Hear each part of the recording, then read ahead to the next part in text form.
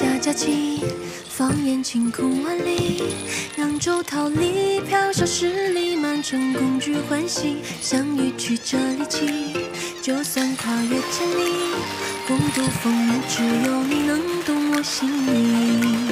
阴差阳错相遇，定下姻缘不易，人海中遇见对的你，无人能比拟，欢喜冤家相遇。几人迈步进二堂，大红对联挂两旁。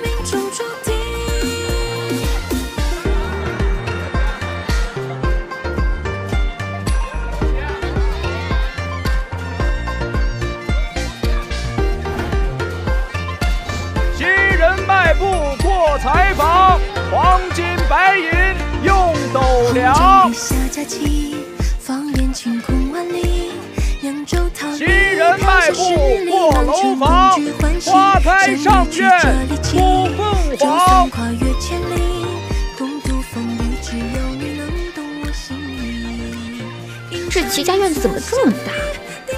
走得我脚都疼了。人海中遇见对的你，无人能比拟，欢喜冤家相遇，换来两人不离。几人迈步登大堂，富贵荣华万年长。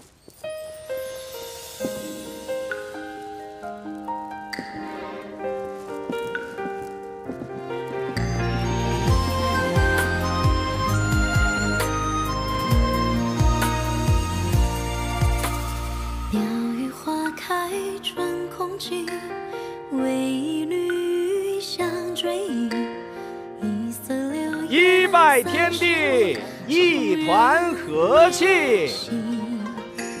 清净出身风雨息，燕归落堂西。二拜高堂，金玉满堂。而叹忆往昔，两情总难因哭泣，时怪三拜老太君，福寿宁康。难忘当时为爱的坚持，两情总难因哭泣，时败夫妻对拜，相亲相爱。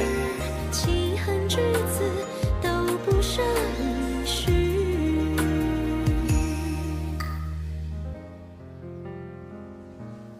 同入洞房，情深意长。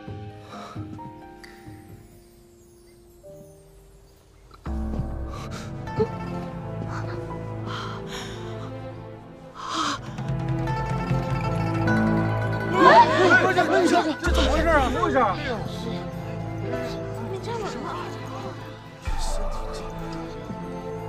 果然是个病秧子，连站都站不稳，风一吹就倒了，真可怜。没事，快扶进洞房。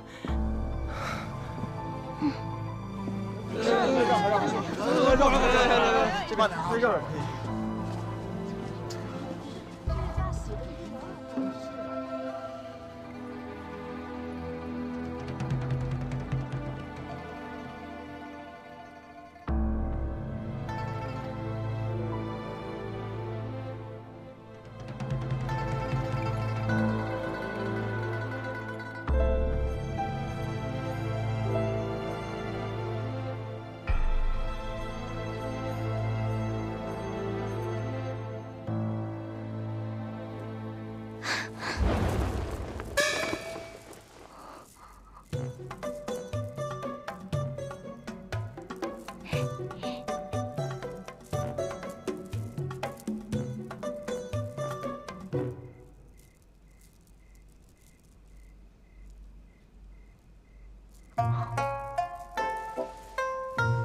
长什么样子呢？那我看看。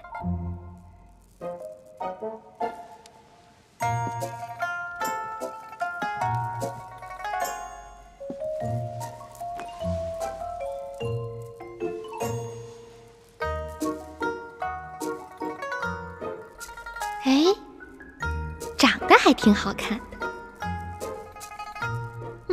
可惜是个短命鬼。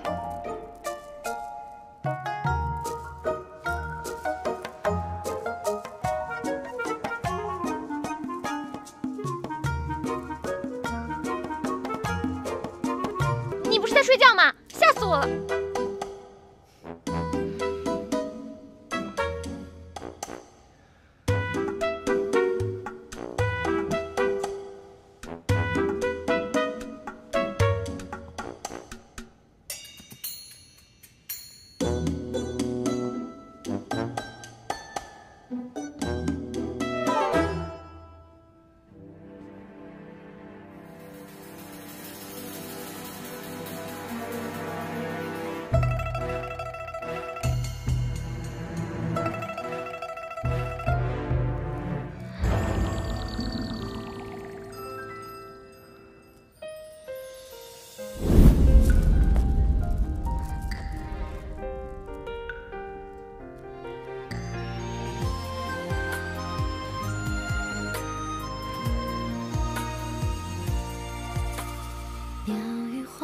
看什么看？怎么，只许姑娘方才偷看我，就不让我看你了？这扬州来的姑娘，好生霸道。我看你呢，我看你是因为怕你是个病秧子。这耳听为虚，眼见为实。那姑娘方才上上下下打量了我一遍，我是否是一个病秧子短命鬼的长相呢？长得倒是挺俊俏。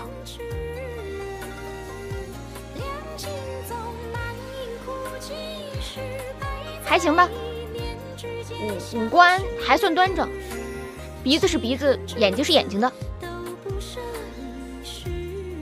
说得好啊，确实是鼻子是鼻子，眼睛是眼睛。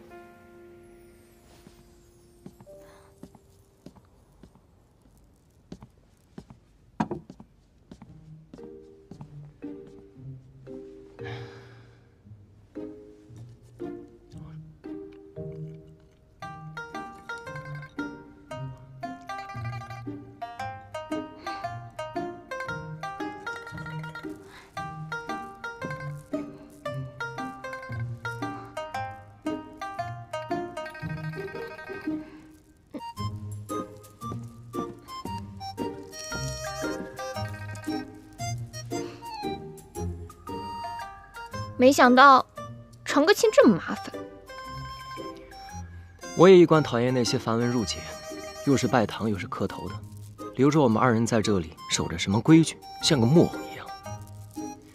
我爱娘子在我这儿，不必拘束。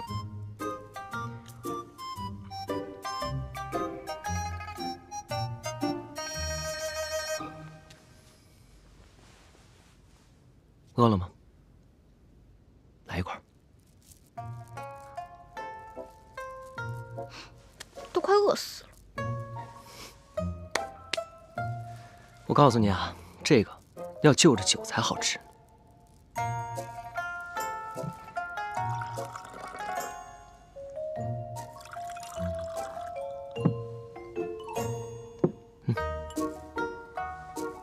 哎，你这个病秧子，当心喝太急了。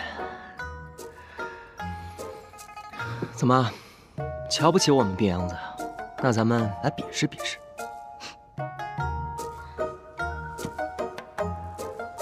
你就是个病秧子，我会怕你？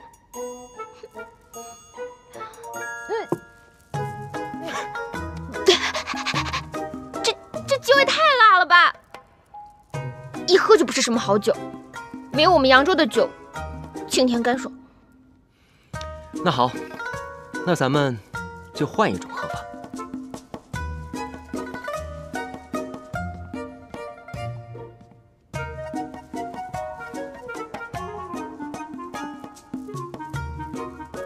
这满柜子的书哪有好酒啊？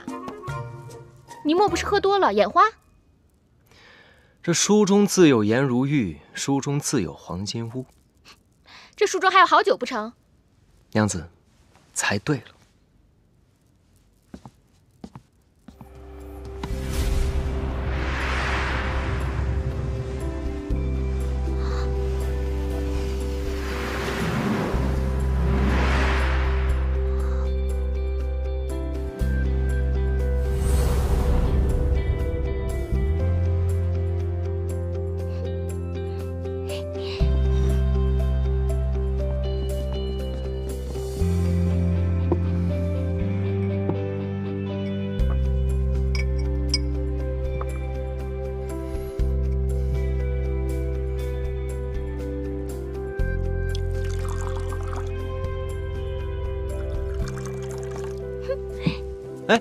且慢，娘子刚才不是说要比试比试吗？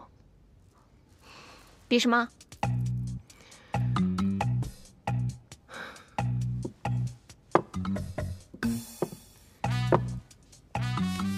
咱们就比比，用这青梅放在这2只碗中，若是娘子猜中了，那便我喝；但若是娘子没能猜中，那便娘子喝。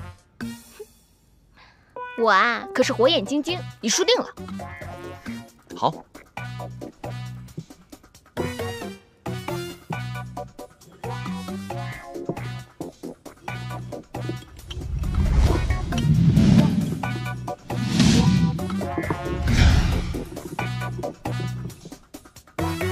来吧，这个确定在这儿？这个确定？就是它。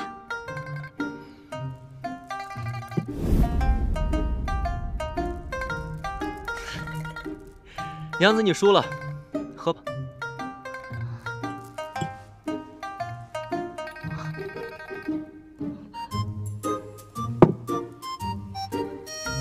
那肯定是这个。若是没能猜中，便要再喝一杯了。喝就喝。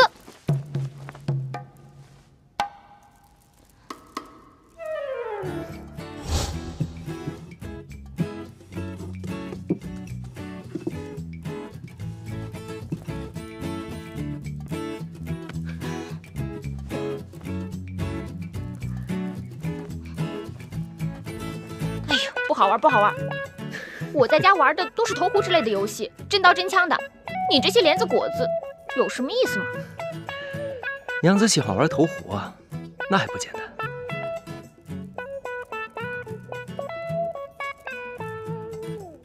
你这也没有剑，也没有壶，怎么玩投壶啊？没有这些东西，我给你变出来就是。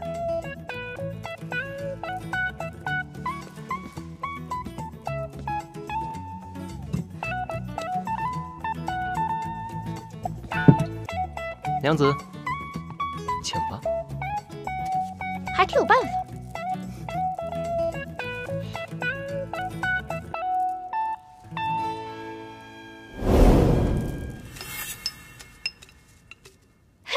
中了，中了，中了！娘子，若我2只并头都中了，按照这投壶的规矩，可算是我赢。你投吧，我才不信你会中并蒂莲呢。那就看好了。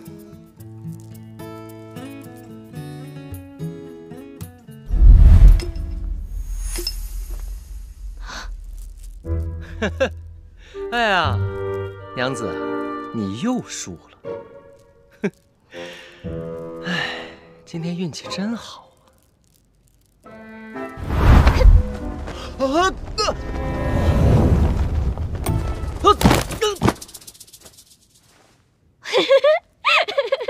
哎，原来没功夫呀！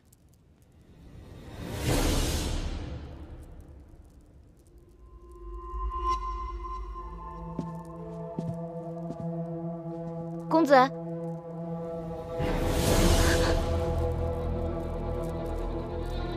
公子，公子，你没事吧，公子？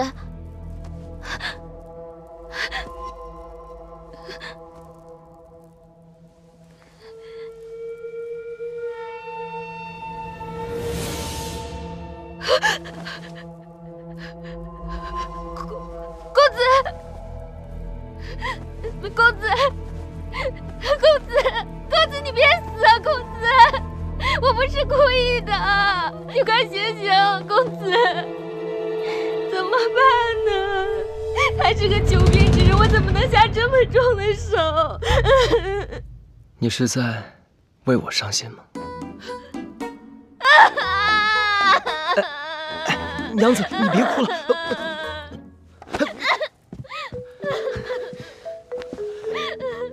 娘子，是我错了，惹得你生气了。我才不是什么……我可不是那种任人欺负的弱女子，嫁过来给你冲洗，已经够气人了。这都怪我这身子连累了你。不过，你跟我想的不一样。你真是需要冲洗续命的孱弱公子。如假包换。看你又喝酒又投壶的，真是古怪。这人世间的事，一两句话说不清楚。你反正已经嫁到戚府来，日后我再慢慢告诉你。不过你放心，我绝对不是冒牌的齐天磊。可是，我是冒牌的杜冰叶。倒是你，这扬州来的大家闺秀，怎会是如此做派？谁说大家闺秀就得摆着了？每个人都有自己的爱好和习惯，就像你说的，这人世间的事儿，一句话两句话讲不清楚。我个性为何这样？日后跟你说。好，这样的性子倒也好。我也不喜欢那端着板着的大家闺秀做派。亥时二更，熄灯入梦。亥时二更，熄灯入梦。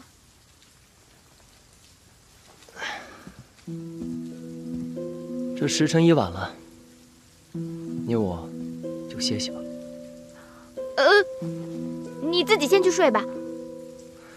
这洞房花烛夜，哪有一个人睡的道理？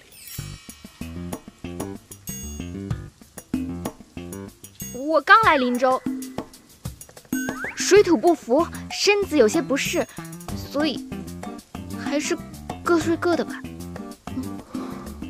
定是他害怕与男子同床共枕。原来如此。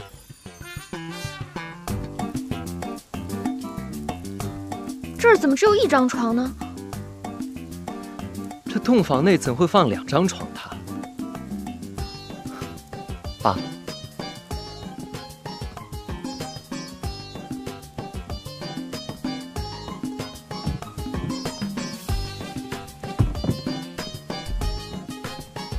今晚我便睡在此处吧。那怎么行？要睡也是我睡。哎，我一个堂堂7尺男孩，怎么能让一个女孩子睡这儿呢？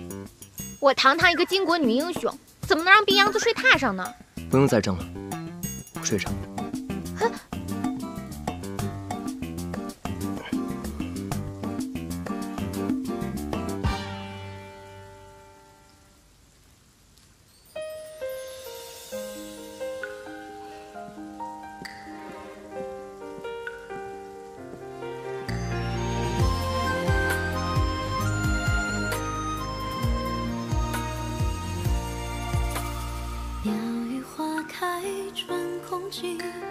为一缕香追忆，一色流烟30里，竟无人怜惜。清尽出身风雨息，燕归落汤溪。一叹不知你归期，而叹忆往昔。两情纵满盈哭泣，是怪相思。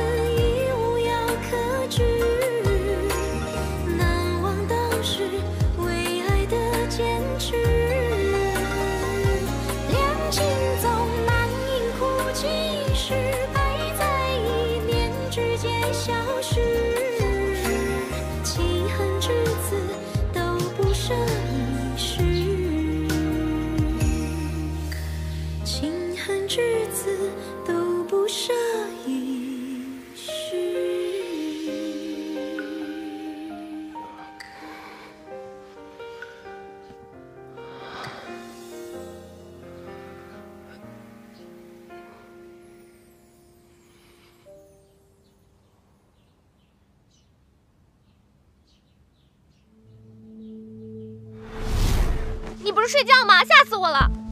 你就是个病秧子，我会怕你？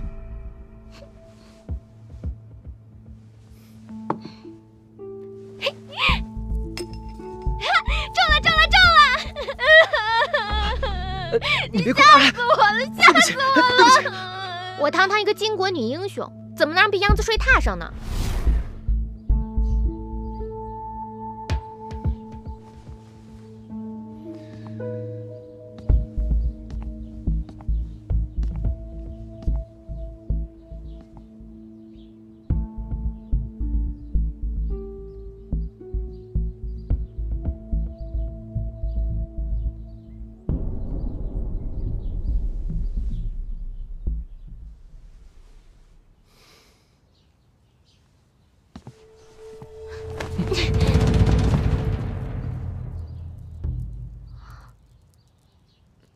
你想干嘛？不干嘛。昨晚睡得如何？还行吧。还做了梦呢，梦到了扬州的灯会。倒是你，昨天晚上委屈你了。哪有？我在那儿睡得也挺舒服的。不过，倒是你们扬州这规矩有些古怪，你怎么穿着鞋子睡觉啊？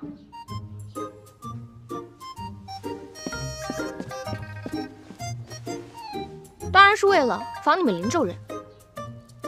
防着林州人？愿闻其详。主要是防你。防我？我有什么可防的？防止你在我熟睡的时候往我身上塞小娃娃，那可就麻烦了。你这话是听谁说的？没人跟我说过，我自己知道。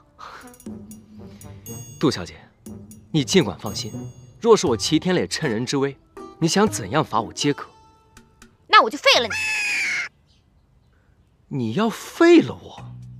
这自古女子出嫁从夫，不应该是温婉顺从才是吗？呸！烦都烦死了，出嫁从夫，真是不公平。自古以来，男子犯了错，女子得忍气吞声；女子犯了错，不管是多小的错，男子就任意妄为。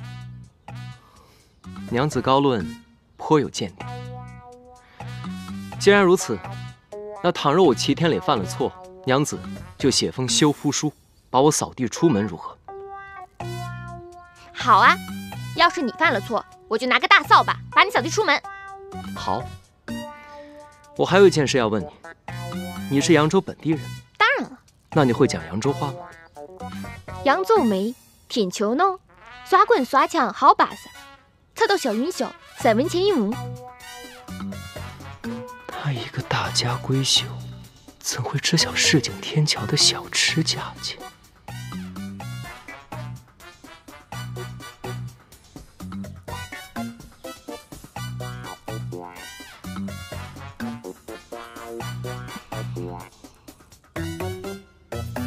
快点，小姐她们已经要起床了。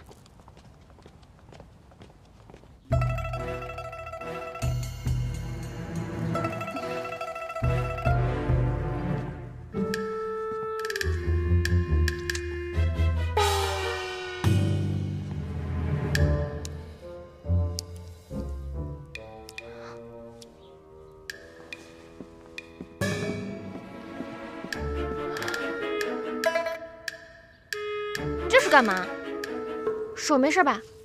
没事，师傅给的灵丹妙药已经止住了。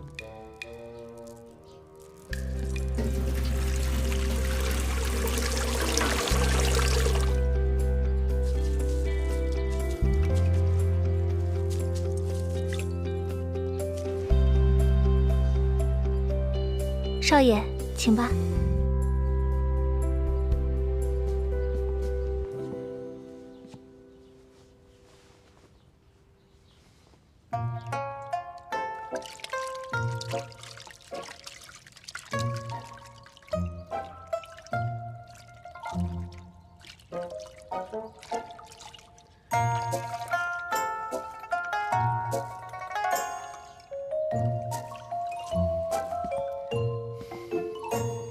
请。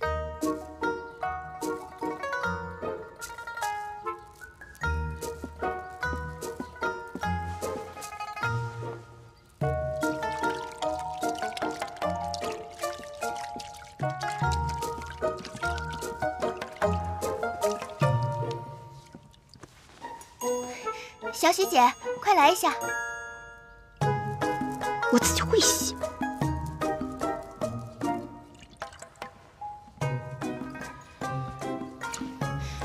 床单上有血迹，真的？我看看。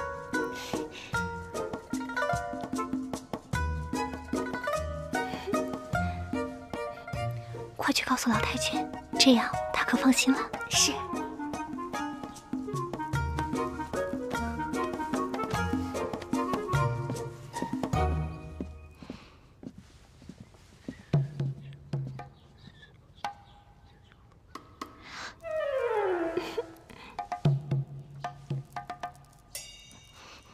少爷、少奶奶，请你们俩用完早膳之后，去向老太君请安。好，知道了。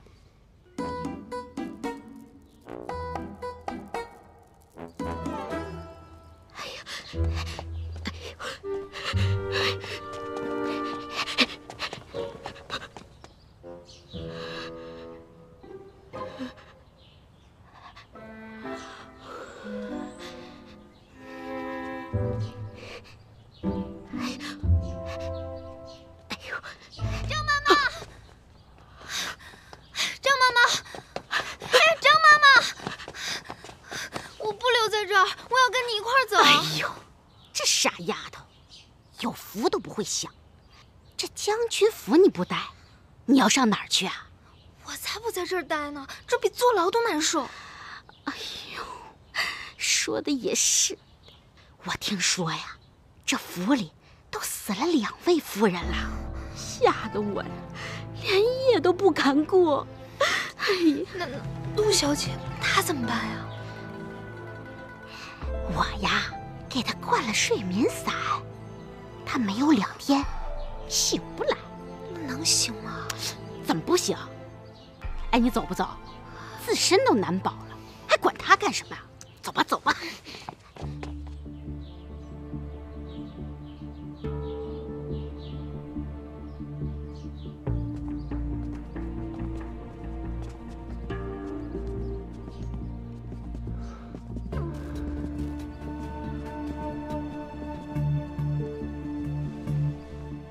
奶奶，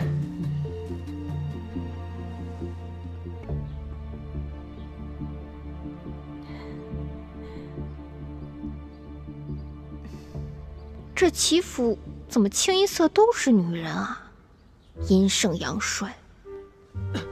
咦，你看看这个，刚刚还好好的，现在又咳嗽了。明艳，还不快跟奶奶奉茶？啊，天磊，快坐下啊！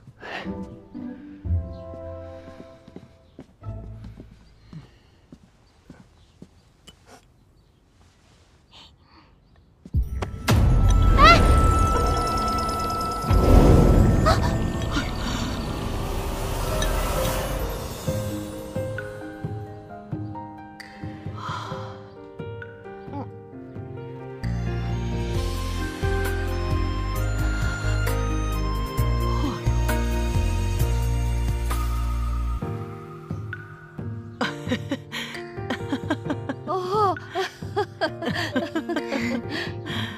老太君慈眉善目，像是佛堂里的菩萨像。冰燕见了就想更恭顺一些，好好给您敬茶。老太君，请喝茶。哎，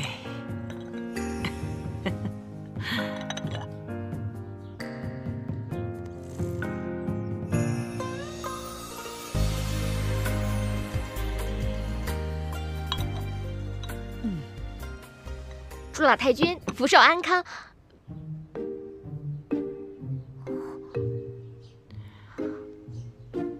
小喜教我的词，我想不起来了，怎么办？哦，是吉祥话。祝老太君增福增寿增富贵，天光天彩天平安。好，我喜欢这句话。小巧，来，这是给你的。多谢老太君。奶奶，这新娘子头一回见你，自然是有些局促，还不快开口叫奶奶？多谢奶奶。哎，冰燕，那位便是母亲大人了。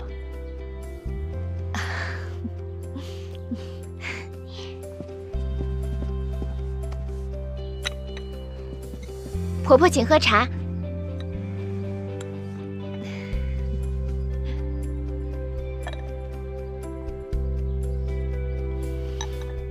祝婆婆福寿安康，青春永驻。好，娘也祝你们小两口啊，从今以后相敬如宾，举案齐眉。来，拿着。多谢婆婆。乖。还有那位，便是二娘。冰燕呐，你累了，去歇一会儿吧。有些礼数是不用的。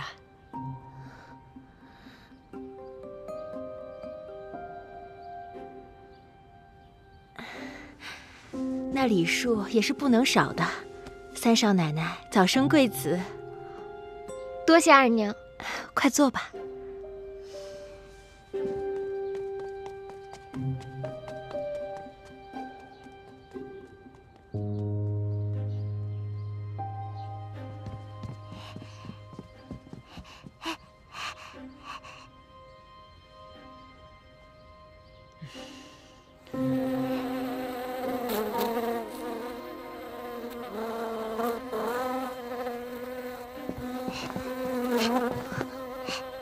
生儿，不得对嫂嫂无礼。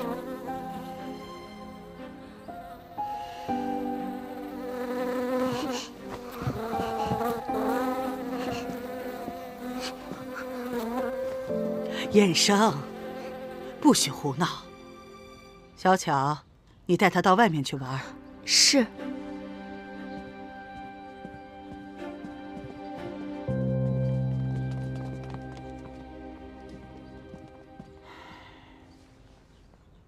二夫人，燕生虽然是个哑巴，但为人之母，你应尽守教养之责。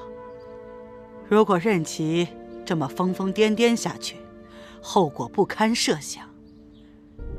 这一点，你应该明白。老太君教训的是，儿媳谨记。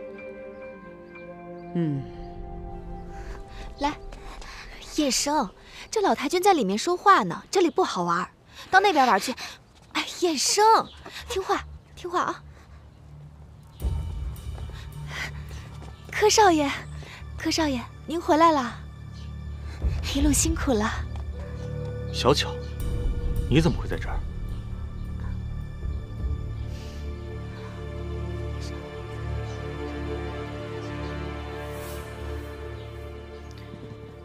外祖母，哎，回来了，回来了，辛苦了。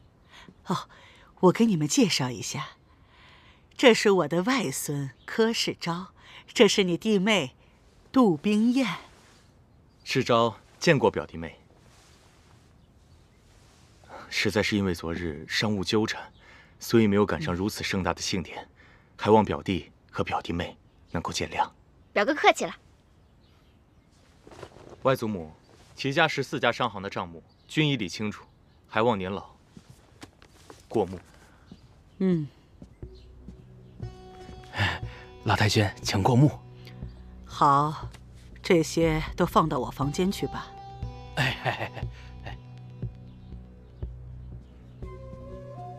世昭啊，坐。好。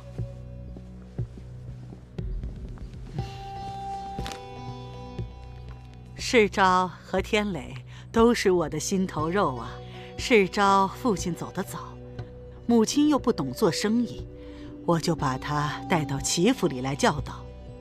唉，天磊呢，身体不好，商行的事又多，我就让世昭当了天磊的帮手。唉，我在想，总有一天，让世昭帮着天磊一起顶起我齐家的门户。世昭口齿伶俐，办事干练，这3年来为我齐家是尽心竭力，是个能堪大用的好孩子呀。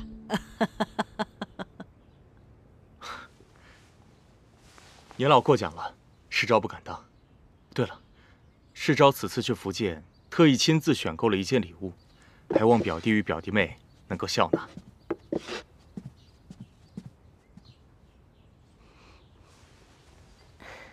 好漂亮。真是漂亮。漂亮。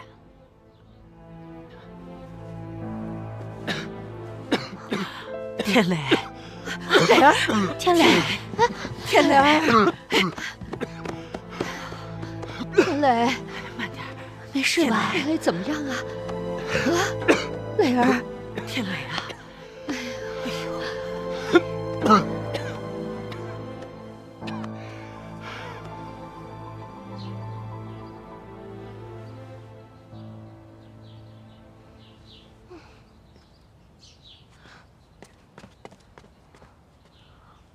这郎中可真奇怪，看病都不让人瞧。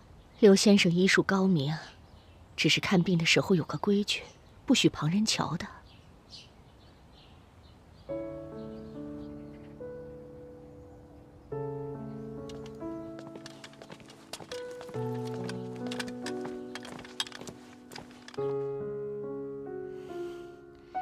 新夫人怎么还不醒啊？是啊，都睡了2天2夜了。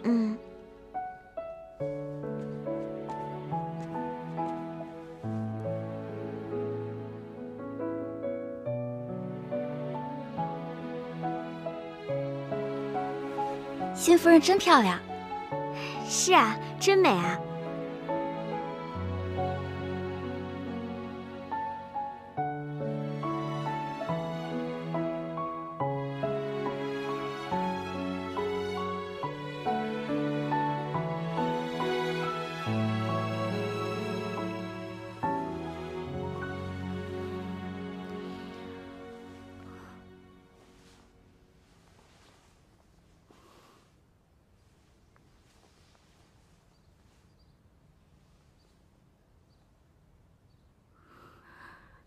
这是什么地方？夫人，这是荆州的将军府。梅香呢？张媒婆呢？不是说好了要回扬州的吗？夫人，他们已经回去了。回去了？是夫人，昨天走的。怎么就回去了呢？留我一个人。夫人真会说笑，花轿到了，他们自然就回了。夫人，请梳洗更衣吧。夫人，请梳洗更衣。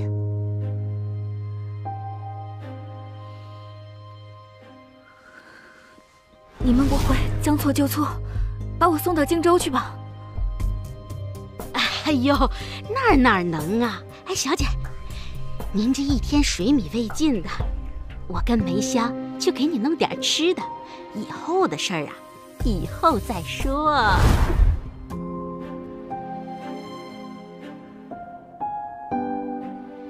不忙梳洗，也不必更衣。我要去见将军。夫人，将军此时不在府里。夫人，咱们府里规矩多，没有将军和李总管的允许，绝不可擅自乱闯。你们不必为难了，我自己去。夫人，夫人，你要去哪儿啊？夫人不可乱闯。他已经娶了2位夫人了，而且都是被他折磨死的。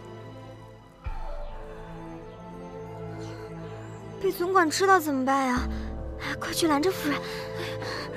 夫人，夫人，这可怎么办啊？必须马上告诉袁不屈，花轿抬错了，我不是李玉虎。快去拦着呀！夫人，别再跟着我了。怎么办？要不要追啊？快追啊！走，快走！天雷，我儿啊，你可觉得好些了？母亲，孩儿有一事请求。只管说，你需要什么，娘立刻帮你办到。孩儿想在那张床榻上加置一床被褥。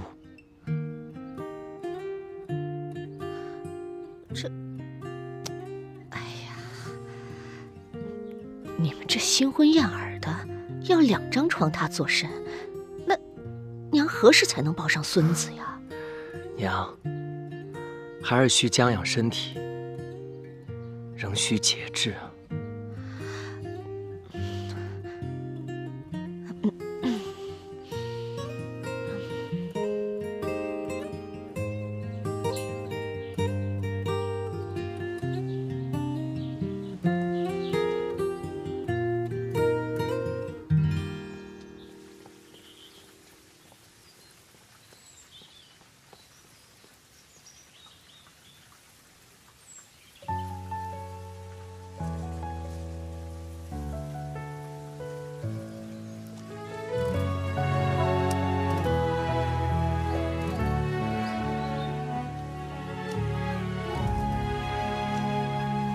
春风绵绵，拂一叶扁舟轻轻。雨打芭蕉，不及耳边的低鸣。一座城，一深情，一曲相思锁一心。梦里桃花片片将军，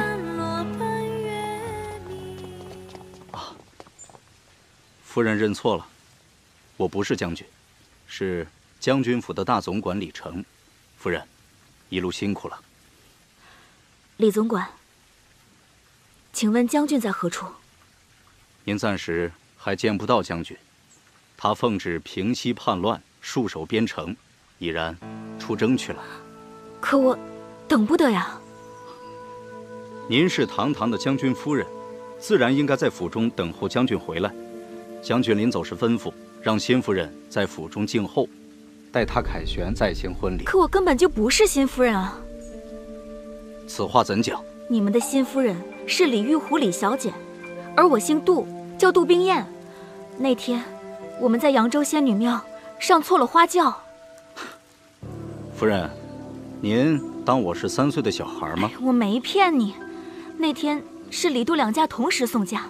好了，夫人，您不必多说，送夫人回房，要小心伺候。是。你，夫人请。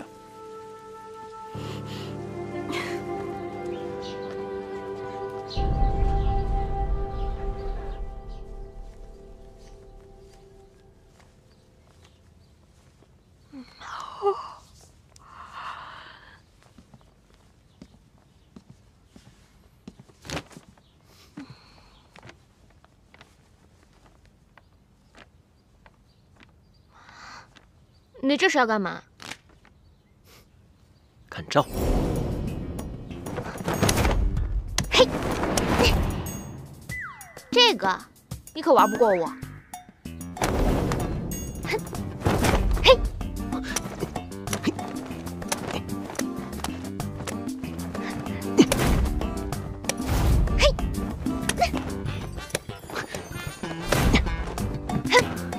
哎，以手持剑可是犯规啊！谁说我犯规？哼！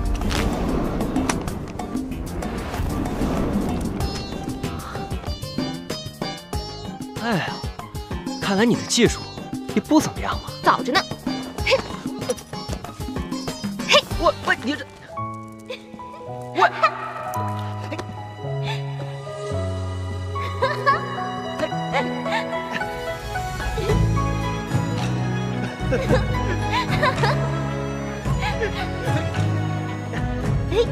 你又来！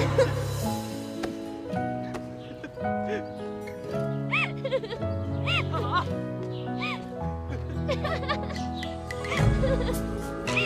建好。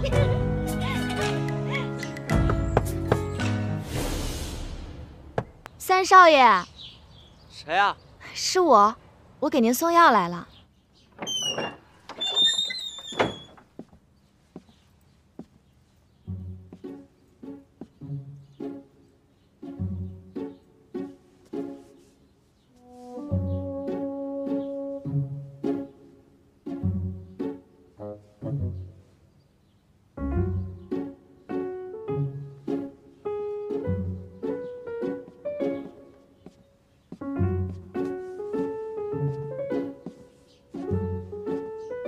三少奶奶，这线我自己玩呢。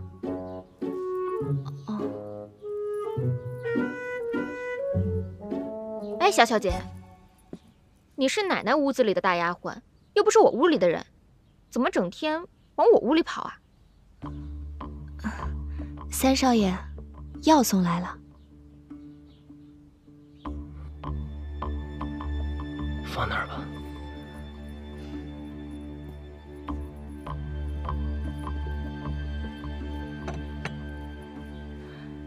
三少奶奶，这药啊，是一位名医的祖传秘方，18味药，味味珍贵。柯少爷为了弄到这些药啊，可费了不少劲儿呢。三少爷，您还是趁热把药喝了吧。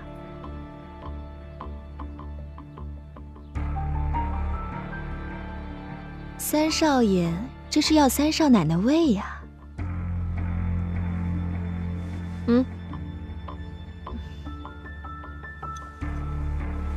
好，那我先把地给扫了吧。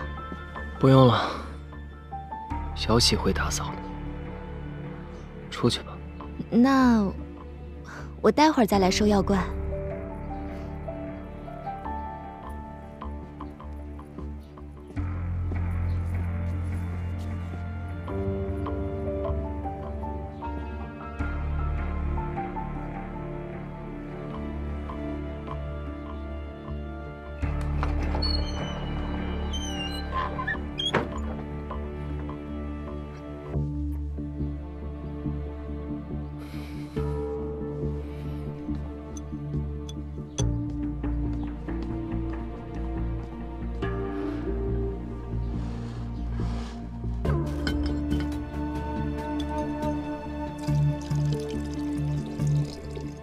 你这是为何啊？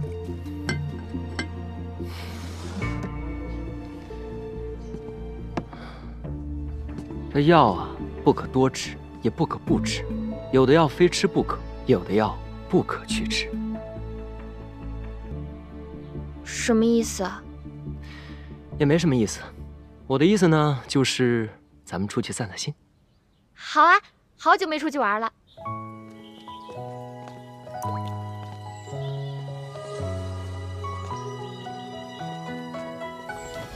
这儿呢。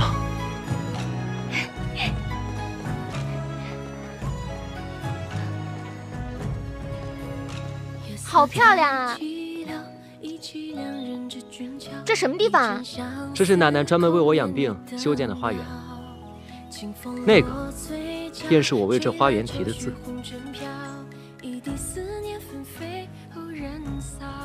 季梯新花。你念什么？季梯新花呀！这么漂亮的园子，干嘛起这么古怪的名字？你笑什么？我说的不对吗？啊，对，你说的都对。去看看。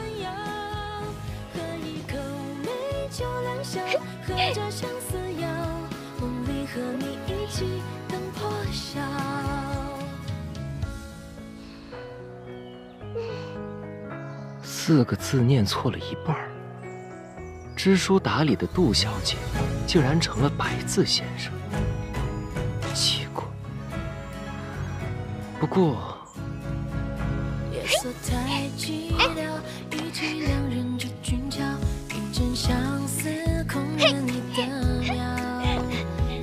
挺有意思。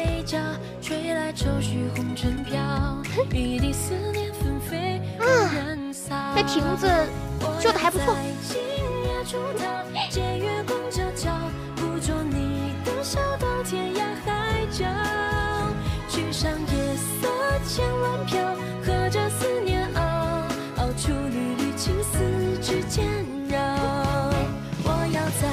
到了。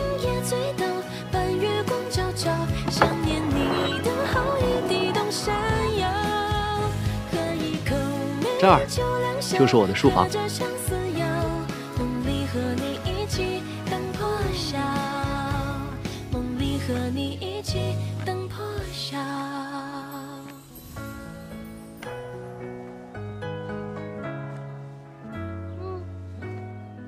如何？不错。对了，你看这4字怎么样？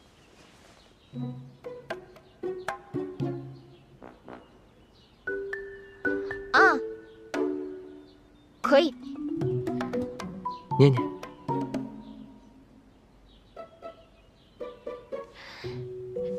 金爵乐。这第3个字，它念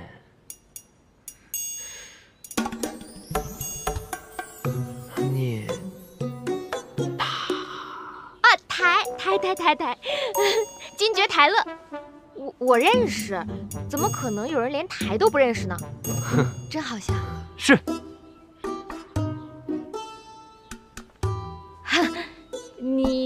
宅子这么漂亮，为什么建在这么偏远的地方？多可惜啊！这你就不知道了。我在这儿呢。第一，可以看书写字；第二，这有一扇门，可以直接通到园子里观景。带你去看看。嗯。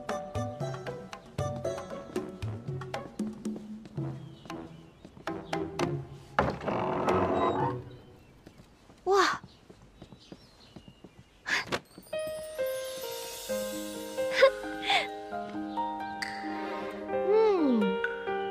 你看，那儿便是观景阁。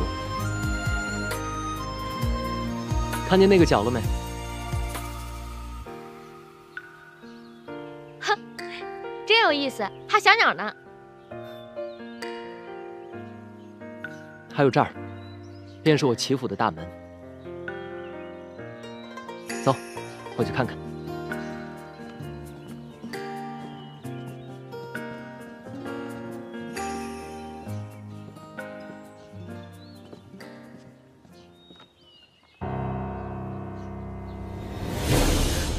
怎么了？这哪是风景，这叫煞风景。瞎说，此乃本楼一景，我特地将此楼修建在此。你这个人还真奇怪，喜欢看这些荒坟堆子。喜欢啊！我每观此景一次，便醒觉一次。面对此景，鄙人不敢有一刻松懈，所以，我才会在那边的牌匾上写上“金爵始乐”。不是台乐吗？哦，对，金爵台乐。对。你也过来歇会儿。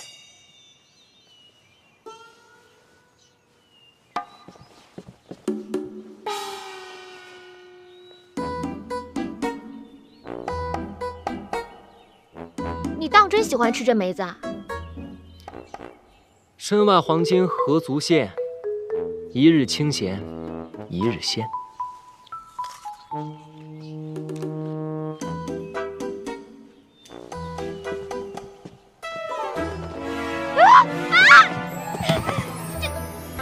你有这干嘛呀？天机不可泄露。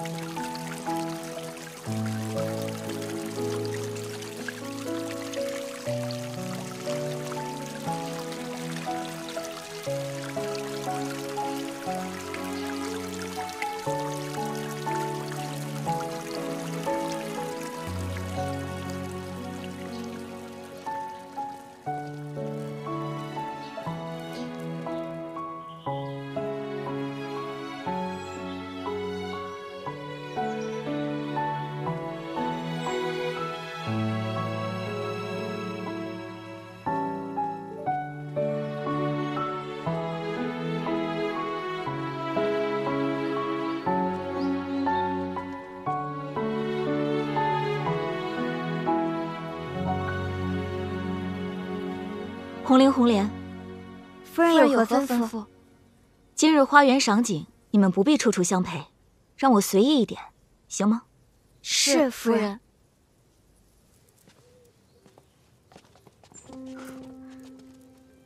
难道说这将军府对以前的2位夫人也是如此吗？夫人请留步。红绫，你也是将军府的下人，怎这样没规矩，竟时刻管着当家夫人？夫人，您这是要到哪儿去啊？这个屋子是干什么的？我想进去看看。夫人，天色不早了，咱们该回去吃晚饭了。为什么害怕我进去？你们若是不说，我自己进去便是。夫人，总管大人交代，不许我们带你到这儿来。我就进去看一眼。若是总管大人问起来，全部由我一人承担。夫人，夫人，夫人，夫人。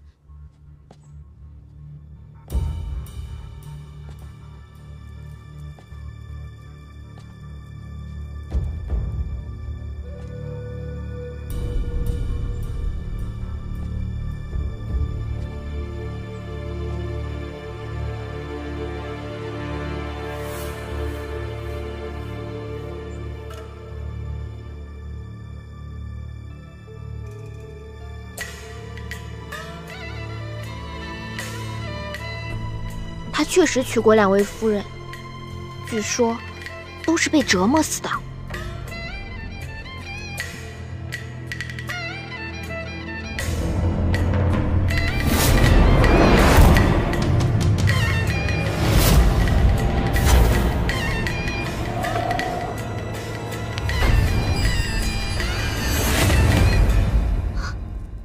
夫人，您不该出现在这里。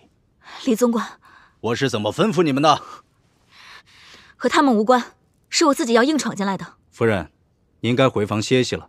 你，夫人请。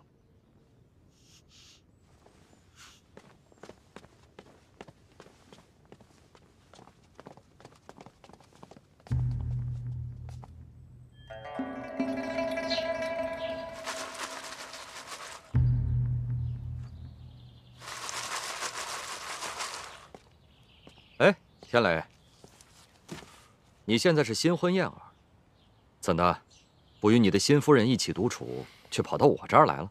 师父，现在确实是云遮雾障，疑点重重。此话怎讲？徒儿早就听说，这扬州的杜冰雁小姐与我同岁，自幼饱读诗书，温婉娴静。可现在这个新娘子，我这几天与她接触下来，发现了她不少破绽。她似乎比我小。虽说为人娇憨可爱，飒爽义气，不过肚子里却没有什么墨水。他居然把那寄唱心愿念成了寄啼心花，把金爵使乐念成了金爵台乐。这怂恿老太君逼我冲喜成婚，本就已经是居心不良了。你说他会不会又使了什么坏点子，把新娘子给调换了？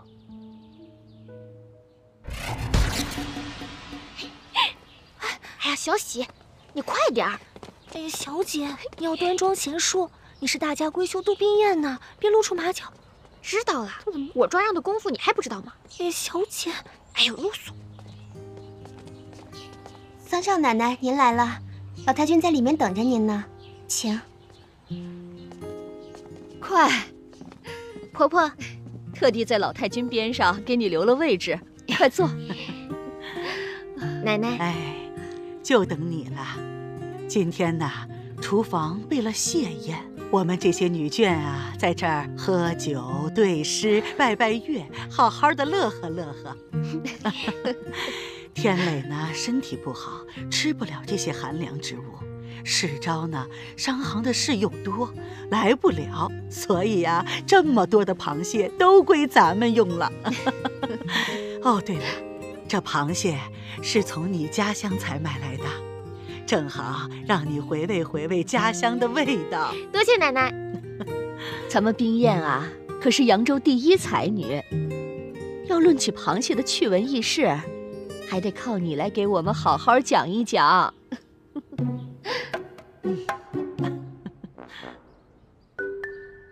婆婆，奶奶，冰雁愚笨，这奇闻异事的，我脑子里一时想不起来多少。但这民间流传的对子，我可知道不少。讲出来，您可别笑啊！哎，怎么会笑呢？都知道你是个大才女，从你嘴里说出来的，我都爱听。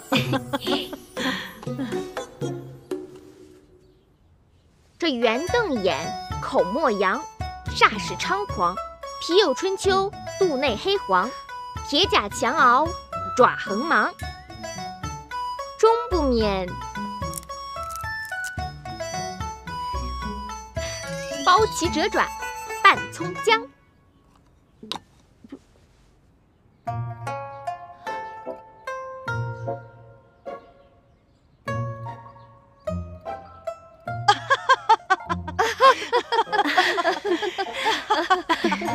有意思吧？啊，有意思。从冰燕的嘴里说出来，那就是文采飞扬，别有一番风雅呀。是啊。奶奶，您快别夸我了。本姑娘幸好跟着爹爹经常去酒楼茶馆，这掌柜的吆喝声竟然也派上了用场。上谢八剑。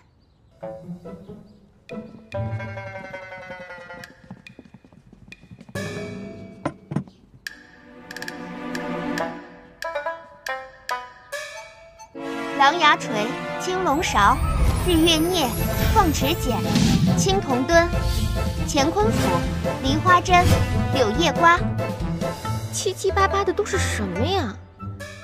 这群人是不是吃饱了撑的？这用嘴吃它不香吗？咱们齐家书香门第，如今老太君又得了冰燕这样的才女孙媳，不如咱们趁着佳节吃蟹饮酒，吟诗作赋，老太君可好啊？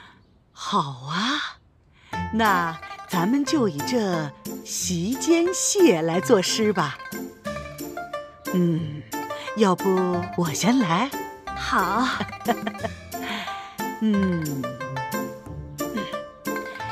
到手就是稻子熟了，稻熟金秋蟹正肥，双螯如鲫挺清泥。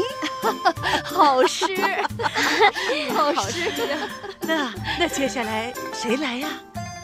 老太君啊，不如就让三少奶奶先来吧，一边向我们展示展示扬州大家闺秀吃蟹的风雅，一边吟吟诗，做做对。方小巧啊，你真是哪壶不开提哪壶。冰燕姐姐，你可难死我了。腹有诗书气自华，咱们三少奶奶当仁不让啊。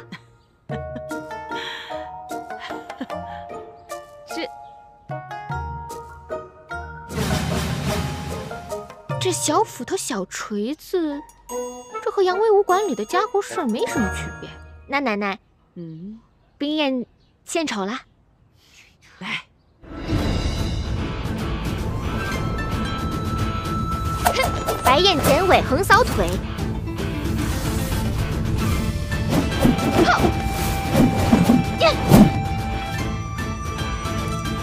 飞棍撞中，挺胸扣。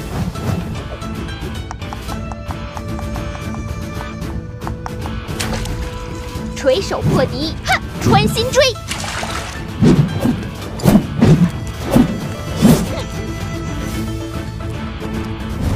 舌剑唇枪，蟹纵横。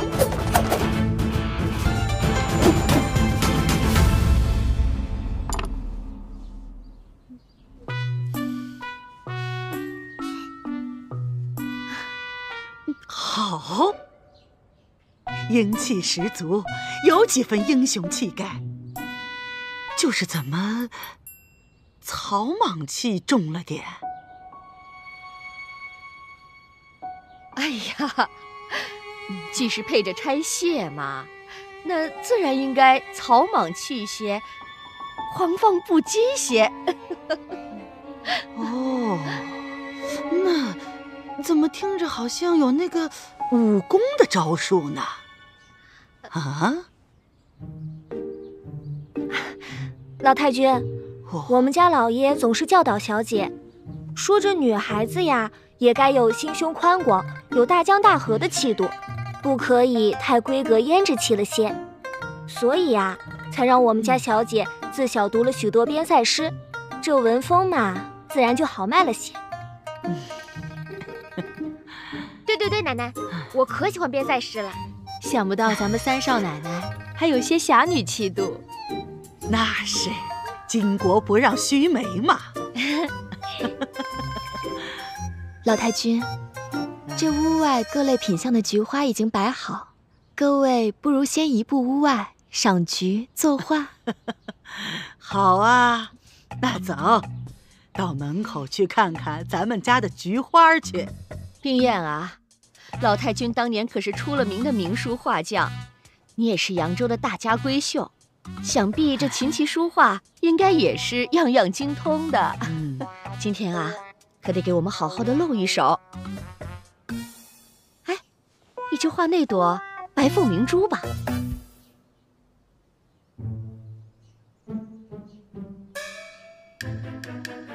行。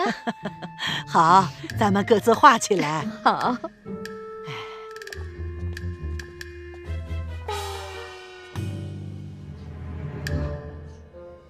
当闺阁小姐可太难了，小姐，你可得挺住啊！这鲤鱼打挺我挺得住，这咬文嚼字，哎，我尽力吧。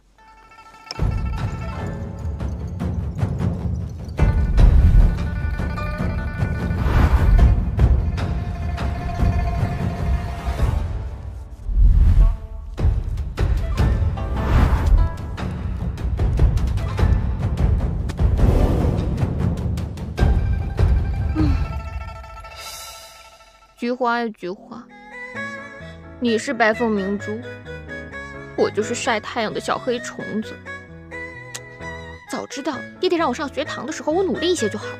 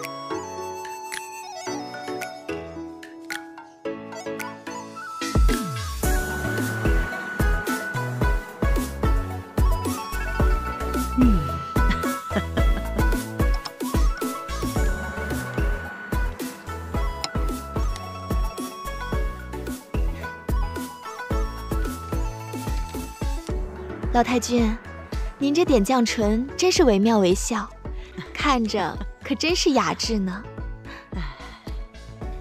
三少奶奶也画完了。哦，那大家都来看看冰燕的画吧。奶奶，其实我不擅长画画。无妨无妨，都是一些逗乐子的玩意儿。让为娘先品一品。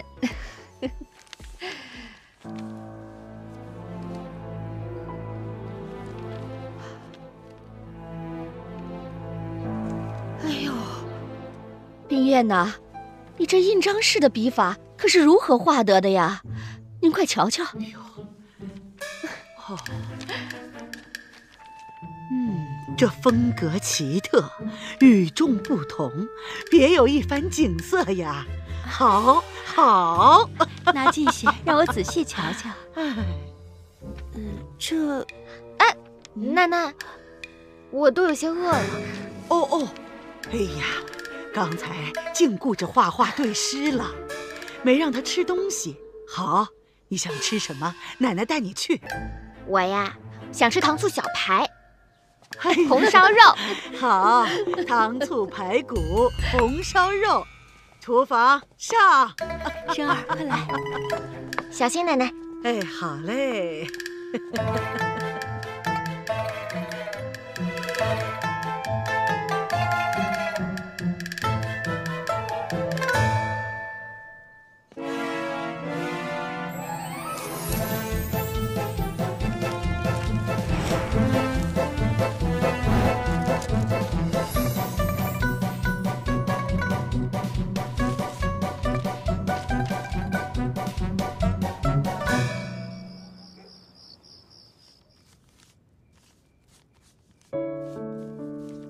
父母大人，膝下敬禀者，二老万万不会想到，女儿被错嫁到荆州袁将军府，犹如陷进牢笼之中。不孝儿，冰焰叩首。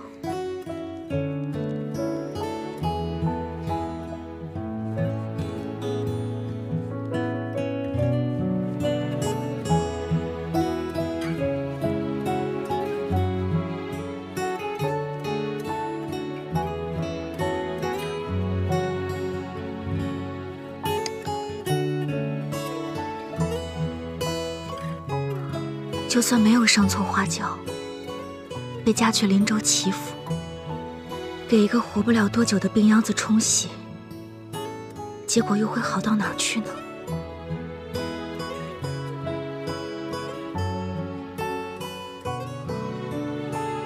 也不知玉狐妹妹那边怎样了，莫不是也和我一样，去了林州，也进了火坑？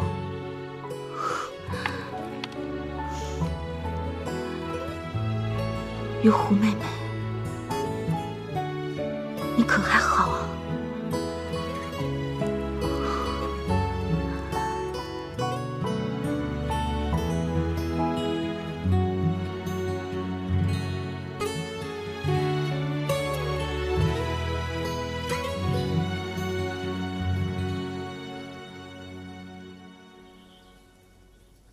唉，真是太无聊了。再在这个府里待下去，我这满身的功夫就要白费了。唉，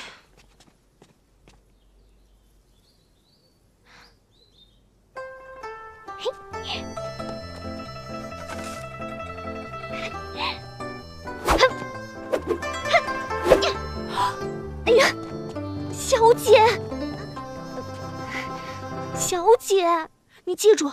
你现在的身份是从小饱读诗书、温柔娴静的杜小姐，哪里会舞什么剑啊？我都好久没练功夫了，手脚痒痒。哎呀，手脚再痒也不行，这万一要是露出马脚了，可怎么办呀？真是太大意了。哎呀，好了，我知道了，以后不练了，不练了，走。哎，你是小姐，我是丫鬟。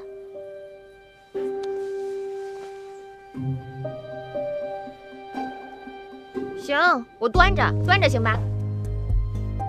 这还差不多。哎，我们去那边坐吧。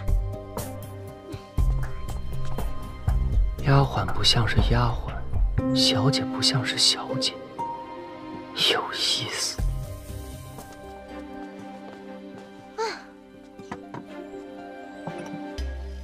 小姐，咱们从扬州来到林州这么久了，你觉得这齐府怎么样？怪。那齐三公子呢？也怪。那个哑巴小谁啊？猜猜看。是湘云吗？不是。爱珠？也不是。宝珠？更不是了。哎呀，我猜不出来了。燕生小姐。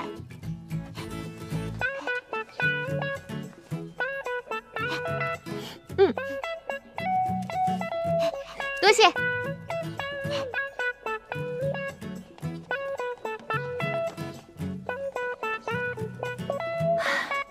这燕生小姐是个好姑娘，只是可惜了，是个哑巴。小喜，我觉得这齐府上下怪得很。这当家的是老太君，府里唯一的小姐是个哑巴，但疯疯傻傻的，还蛮可爱的。府中唯一的公子呢，又是个病秧子。可是他这病吧也古怪，说发就发，说晕倒就晕倒。你看着他快死了吧，可一转眼人就又好了，说起话来嬉皮笑脸的，不知道说的真话假话。小姐，你可真是快言快语呢。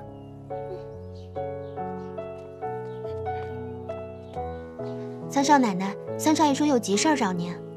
急事儿？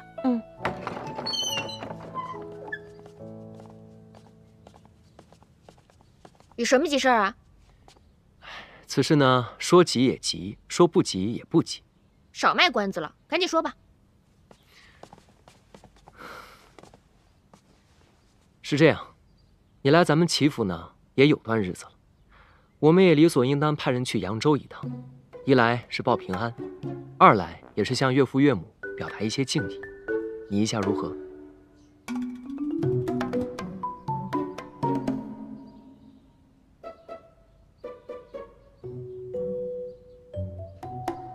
可以啊，你安排吧。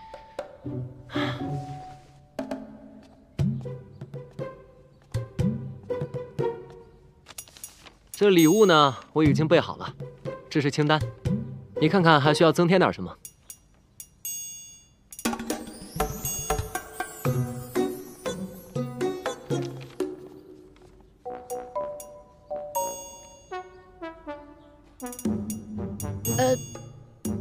这些差不多就行了。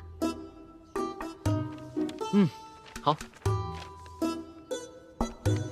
哦，还有，这信我也写好了，不过我着实不知道岳父岳母姓甚名谁，名字是哪几个字，所以还要劳你这个当女儿的亲自写了。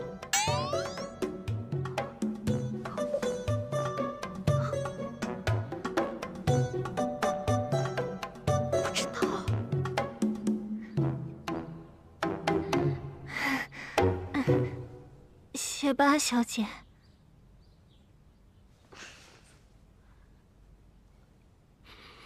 请吧。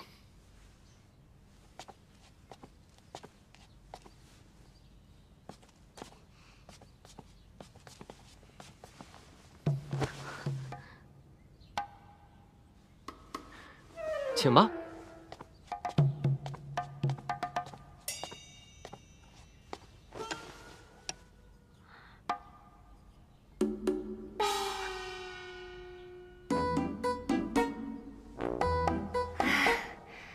少爷啊，在扬州的时候，我们家小姐读书写字，从来不叫别人伺候她的呀。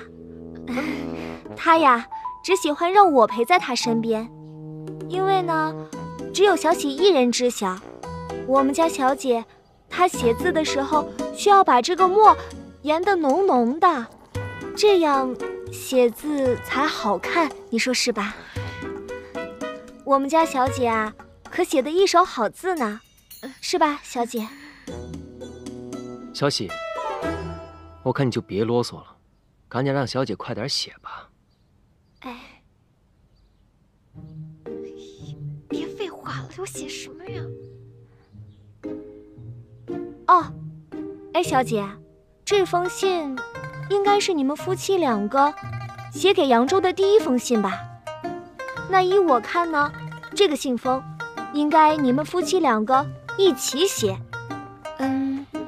小姐，你呢就写老爷杜之祥，少爷你呢就写夫人王桂花。什么祥？哎呀，不对，应该男的写男的，女的写女的。小姐，你呢就写夫人王桂花。少爷，你呢就写老爷杜之祥。哎呀，行了，小喜，知道了。哪能像你这么写信啊？我自己看着办吧。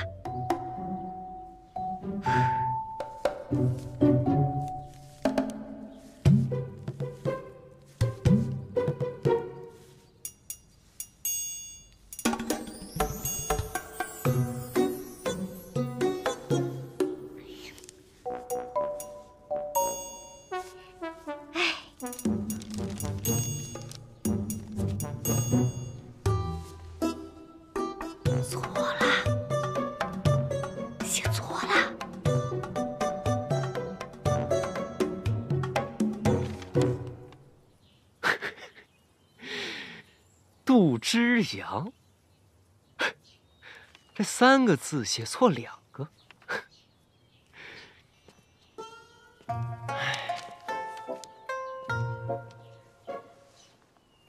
少爷，你找我？今天叫你来呢，其实也没什么大事，只是方才见你研墨，发现你是个聪明的姑娘，非一般丫头能比。我想以后就专门让你在书房伺候。啊，我在扬州的时候啊，就是在书房伺候的多。哦，那你识字？识啊。小姐教的？对啊。那你会写字吗？会啊。小姐教的？是。行，那我考考你，既然你是扬州来的丫头，你就背诵一首扬州的民歌吧。哎，唱起小调歌儿多，灯草调下砸坏锅。家里看见驴生蛋，外面看见马做窝。这讲的是个什么玩意儿？这个啊，是我们扬州的民歌，名字啊叫《撒谎经》。撒谎经？你们扬州城里有个撒谎经啊？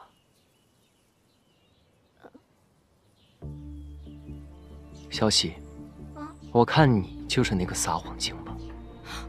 我怎么是撒谎精呢？你当然就是撒谎精。你左一个小姐教的，右一个小姐教的，可你家小姐写的字东倒西歪，你倒是说说这是怎么回事呢？少爷，这是因为小姐那天啊，她出门的时候，她的手被门给夹了，所以她写这个的时候啊，那个手就哆哆嗦嗦的。住口！你很聪明，一边研墨一边告诉人家，杜小姐的父亲叫杜之祥，母亲叫王桂花，可人家偏偏不领情，把杜之祥3个字写错了2个。你说这世界上哪有这样的女儿？连自己父母的名字都不知道，你告诉他还要写错？人家拿着竹片当宝剑，想在花园里舞一舞，你还跑过去劝阻，叫人家扭扭捏捏的走碎步。没想到我在旁边看得一清二楚啊！大胆丫头，竟然敢冒充杜老爷的人混进齐府！少爷，我不是冒充的，我是杜家的。杜小姐她不是杜家的。哎呀，我是说李小姐她不是杜家的。赶紧说出实情！哎呀，事情是这样的。那天，扬州城杜府和李家同时嫁女，不知为何，2支送嫁队伍到了一起。更离奇的是，出了城门天就变脸，一场暴雨让2家的送嫁队伍不约而同地躲进了城郊的仙女庙。小姐，外面雨太大了，咱们在这避避雨啊！哎，小姐，快走，强盗来了！李小姐就是这样阴差阳错，错上花轿嫁到林州的。本来她是不肯来的，但是我们跟她说，她和冰燕小姐是同病相怜。李小姐是个豪爽脾气，见不得我家杜小姐遭罪，这才答应来这边做这个冒牌的3少奶奶，替我家小姐挡过一劫。少爷，李小姐是个侠义心肠的好人啊，我求你千万不要怪罪她。起来吧。是少爷。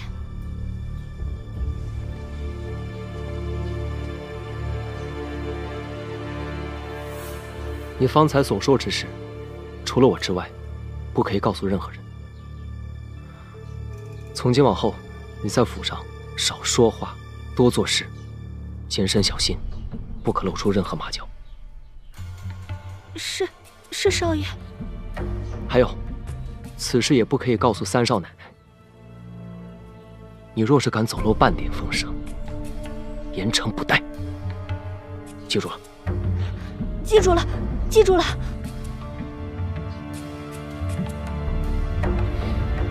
这杜冰燕是假的，但这新娘子却是真的。她来咱们齐府，替杜冰燕受罪也是真的。徒儿也的确是动了些私心，只是不知道这真的杜冰燕到底是被错送去了荆州，还是被送回了扬州。十有八九是去了荆州。如果送去了扬州，杜家应该早就把人送回来，要求重办婚礼了。师父所言在理，也不知道这真的杜宾燕被错嫁到了将军府，又会弄出些什么故事来。要想知道荆州那边的情况，倒也并不难。我的外甥沙平威正是原部区部下的一名小将，他多次来书信，要我北上荆州，帮他一起救助受伤的伤员。我原已决定近日北上荆州，既如此，等我到了那里，便将杜小姐的情况一探究竟。那可真是太好了，师父，若你有什么情况的话，请立马告诉我呀。那是当然。只是天雷，你切莫忘记我平时对你嘱咐的话：不图财，不图名，不近色，不可乱了分寸。是，徒儿谨遵教诲。好，那我即日启程。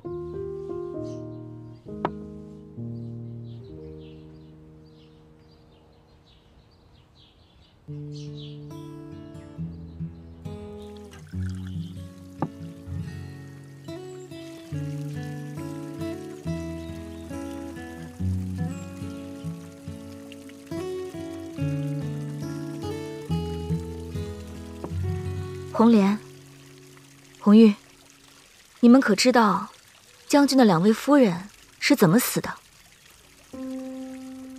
不知道，我们来的时候，将军夫人都不在了。那将军，你们总该见过吧？见过。你们害怕他吗？将军在外领兵打仗，我们平时很少见到他。我见过一次将军。那天我正在擦拭花瓶，将军怒气冲冲突然进了花厅，吓了我一跳。我一个没拿稳，不小心把花瓶给打碎了。然后，红玉，往下说呀。我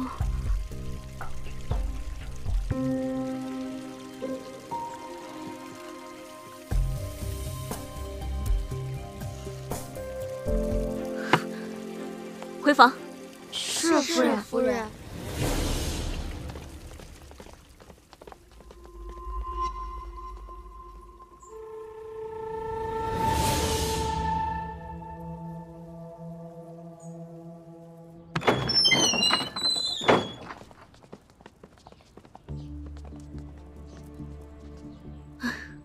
我这儿没什么事了，你们忙你们的去吧。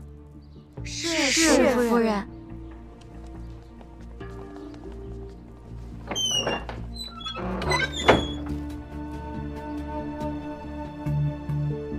我得尽快见到袁将军，把错台花轿的事情告诉他，让他把我送回扬州。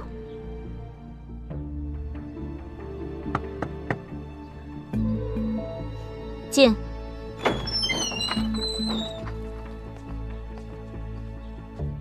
夫人，请用莲子羹。红玉，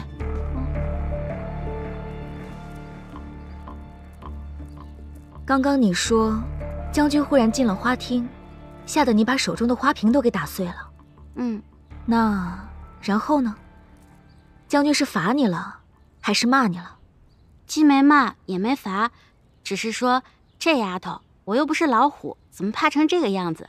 说完就走了。将军当真这么说？头一次见将军啊，谁都会害怕的。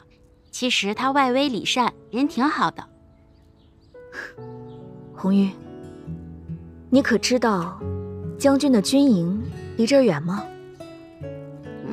我没有去过，只是听营里的将士说，骑上快马，当天可到。当天可到？是的。你先下去吧。是。当天可到。夫人，李总管让我们给你打开衣柜。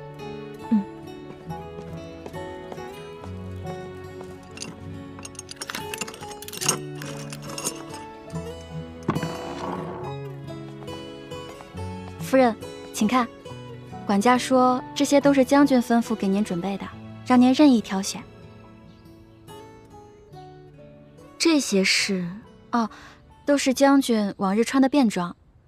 夫人日后与将军同住，管家便命我们把将军和夫人的衣衫放在一处了，方便您和将军取用。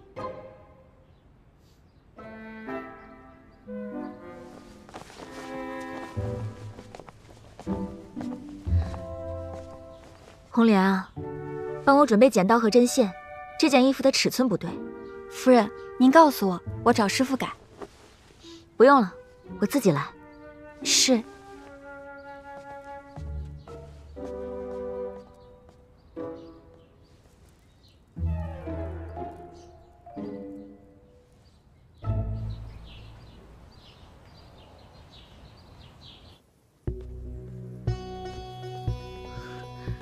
观察了几日，该是这个时辰换职了。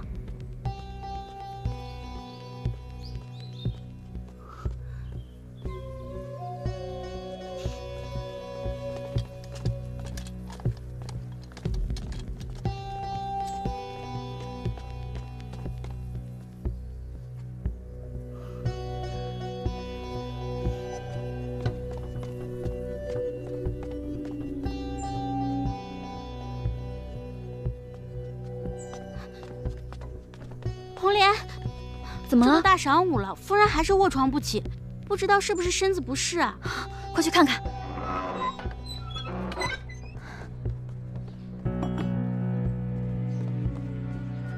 夫人，夫人，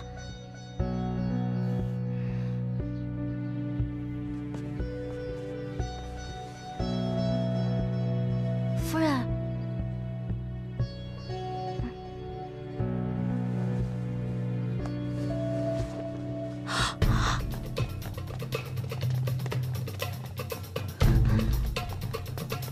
大总管，大总管，都带人巡过了，将军府上上下下都不见夫人的踪影。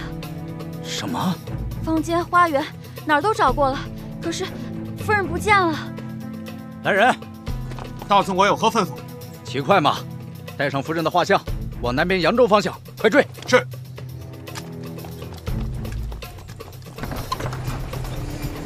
出城干什么去？回娘家。回娘家。啊。走吧。哎，谢谢。来，下一个。出城干什么去？回家看孩子。走。下一个。哎，出城干什么去？军爷，我去城外做点小买卖。小买卖。走吧。哎。下一位。叫什么名字？出城干什么去？小的名叫杜宾，家住城外，赶着回家呢。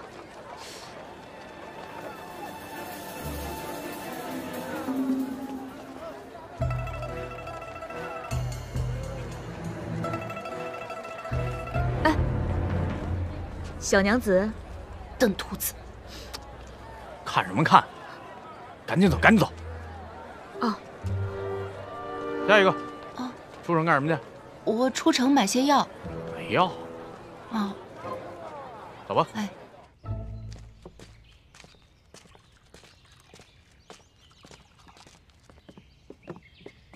客官，您请坐。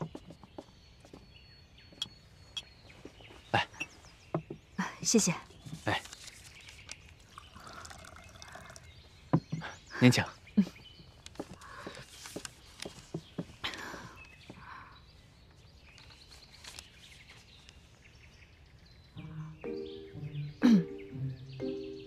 大叔，请问这儿去边城该怎么走啊？出门向西，路不太难走。只是那边在打仗，你去那儿做什么呀？哦，我是去看望兄长的。我兄长在军营为国效力。听你这口音，像是扬州一带的人吧？大叔真是好耳力，在下正是扬州人士。我看你年纪轻轻，长得又十分文弱，独自一人出门，路上可一定要多加小心呢。多谢大叔关照。啊，到了。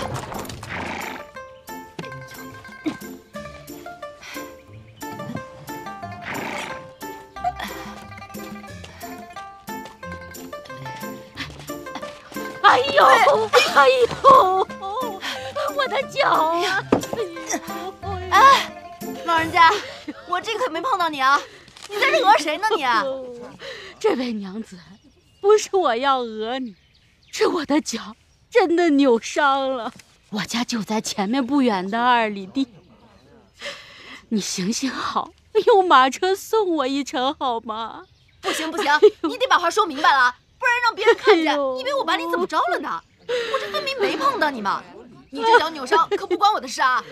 哎呦，我的脚啊！人老人家也不容易，你好言好语劝劝，给人送一程得了，别这么泼了。凭什么呀？啊？凭你倒霉呗，谁让人家倒在你前头了？能送就送呗。去，喝你的茶去，这有你什么事儿啊？有能耐你自己去送去，站着说话就腰疼。大叔，我先告辞了。好。这叫什么事儿啊？你说？哎，不关我的事儿啊！婆婆，快起来！婆婆，我送你回去吧。那太谢谢小公子了。走吧，慢点。慢点啊！慢点。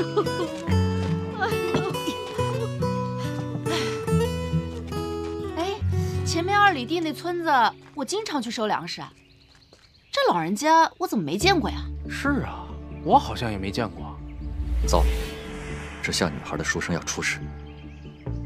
哎呀，慢点啊，婆婆。这一路上多亏了你了。没事。哎呦，这就是我家。小公子，快进去坐坐吧。不用了，婆婆，我还要赶路呢。你快进去吧。哎呀，你是我的救命恩人，哪有恩人到了家门口不进去的道理？真的不用了，婆婆。走吧。真的不用了，谢谢婆婆的好意，我就先走了。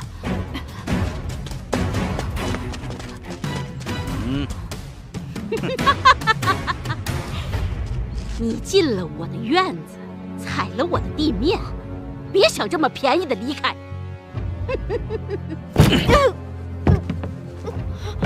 小公子，你这细皮嫩肉的，我看像个女孩呢。婆婆，婆婆放过我！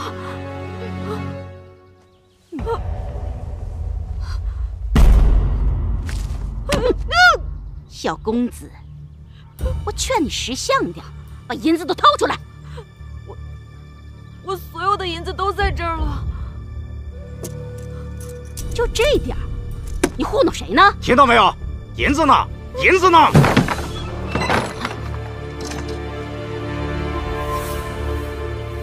你干什么的？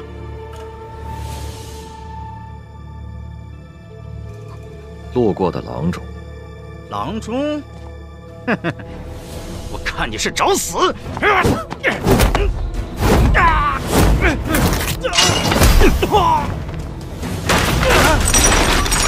家的，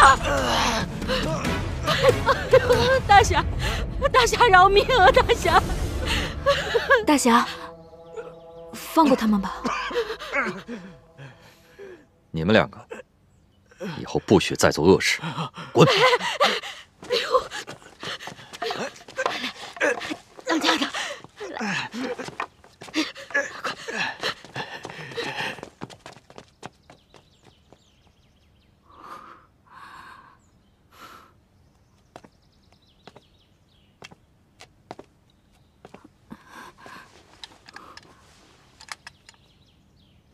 怎么，不认得我了？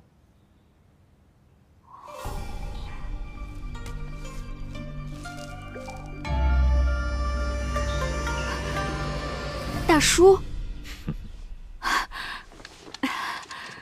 刚刚我还在提醒你，怎么这一会儿的功夫就掉到这狼窝里来了？惭愧。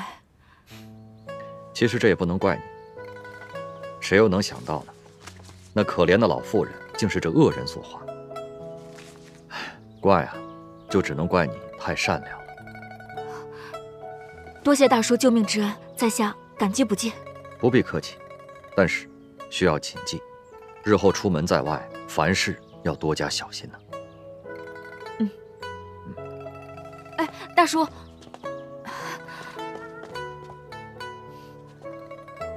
大叔，我这也不知道去边城还有多远，我一个人实在是有些害怕。公子不必担心，实不相瞒，我也是赶往边城。真的？那大叔可否同意让在下与您一起同行呢？好。太好了。你去边城看望兄长，我去军营救死扶伤，我们两个结伴而行，路上还能有个照应。我有个大外甥啊，是袁将军部下的一名小将，他把我介绍给了袁大将军。我每年都会去往军营住上一阵子，路上呢又遇到了你，咱们两个也算是有缘分的。哎，不知公子尊姓大名？哦，我姓杜，单字斌，文武斌，您叫我杜斌就行。杜公子，在下刘若谦。哦，刘大叔，刘大叔，我听说军营的戒备森严，是这样吗？这倒是。即便是亲戚的话，也不能擅自闯入军营。啊，那岂不是，就算我到了那儿，我也进不去啊？这可怎么办啊？刘大叔，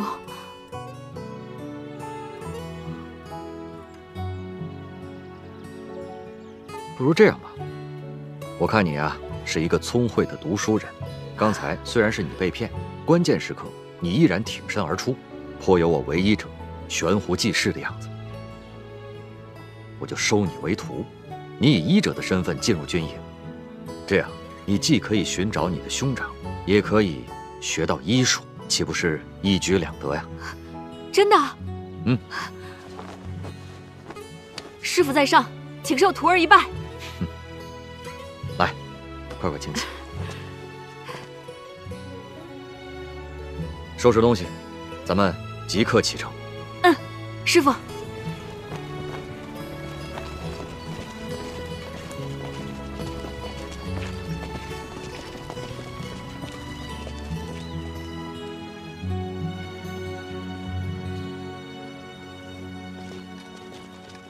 有位舅舅，可算来了你。哎呀，舅舅，我都快等死了，我等您都快等出相思病来了。胡说什么呢？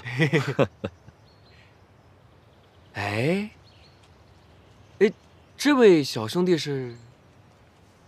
我来介绍一下，这是我的外甥沙平威，这是我的徒弟杜斌。哦，这位小兄弟长得怪可爱的，白白嫩嫩的，真招人喜欢。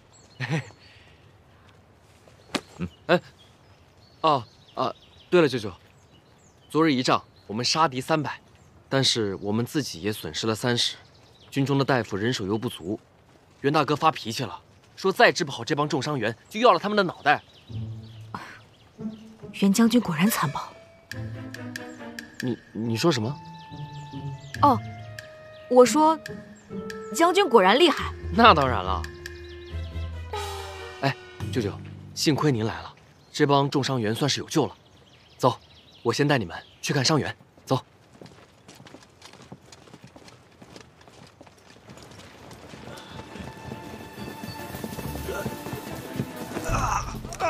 钱军医，钱军医，按这个单子去拿药。好，支线棉，这边。哎呀，缝布，缝布。师傅，哎呀，慢点儿，快去拿止血药。止血药，这边这儿呢。跑一下。止血药。师傅。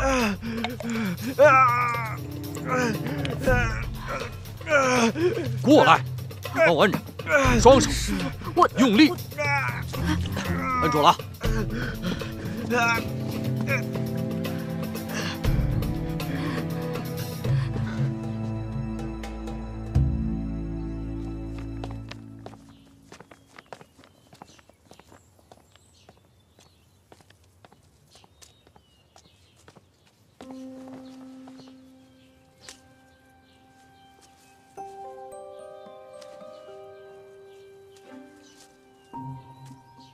弟妹。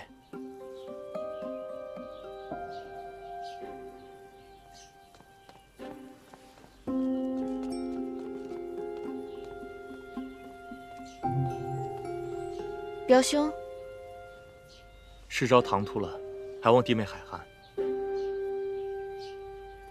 天磊没有陪你一起吗？啊，在屋里呢。天磊近来身体可好啊？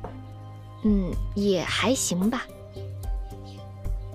我正好有些事，是关于天磊，不知可否借一步说话？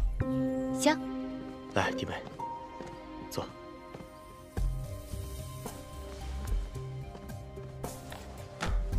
弟妹，我们天磊自幼身子羸弱，前几年更是大病缠身的。幸好有一个刘大夫，他虽然医术有些古怪，不过的确是有些本事。天磊吃了他的药，气色有些好转，不过日后还需要弟妹多多照应。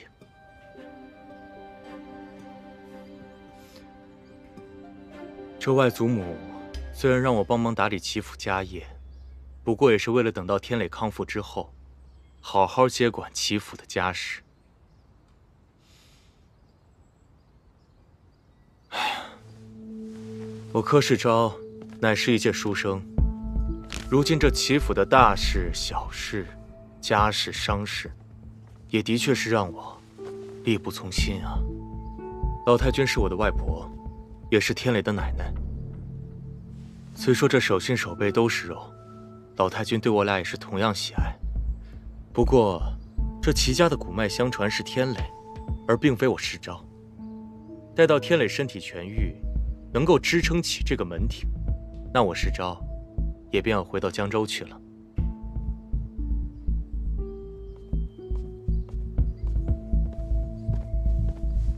给柯少爷、三少奶奶请安，我来给三少爷送药了。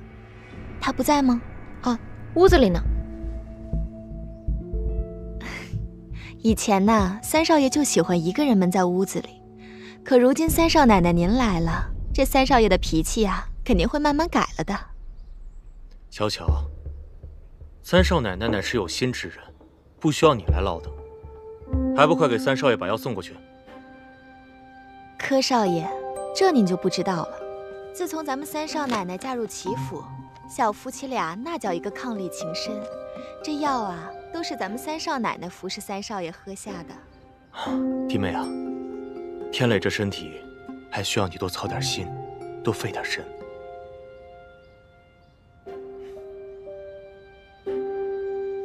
哦，对了，我明日要去外地10几家商铺去巡查，你有什么需要，也可以去找小巧。找我？对对对，三少奶奶有什么需要，吩咐我就行。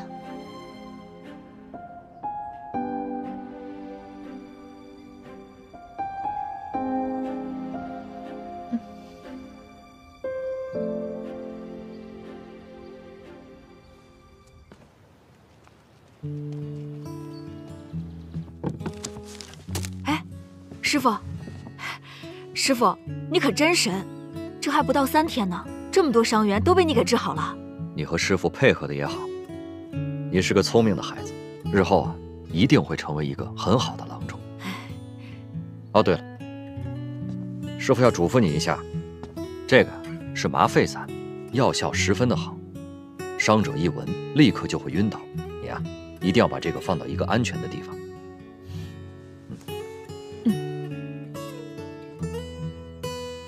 我去看一下伤员。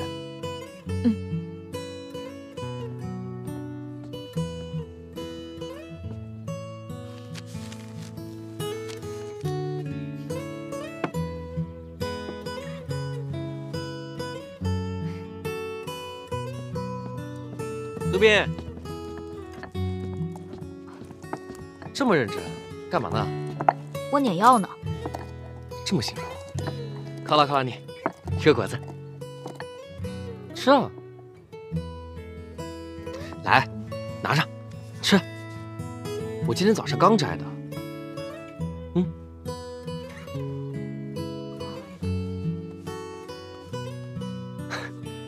杜宾，你吃果子还这么细致，跟个小姑娘似的。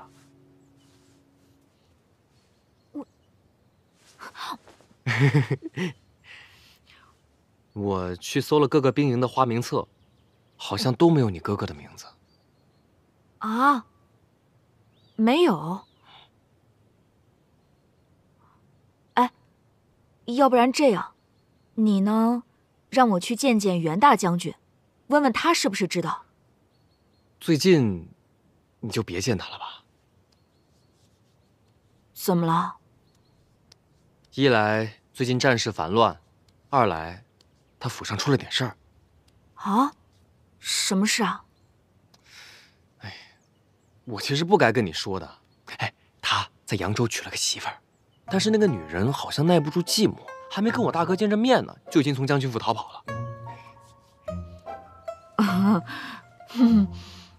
居然还有这种事呢？可不是嘛，所以我大哥现在是又忙又气还烦。哎，你最近啊懂点事儿，千万别去招惹他啊。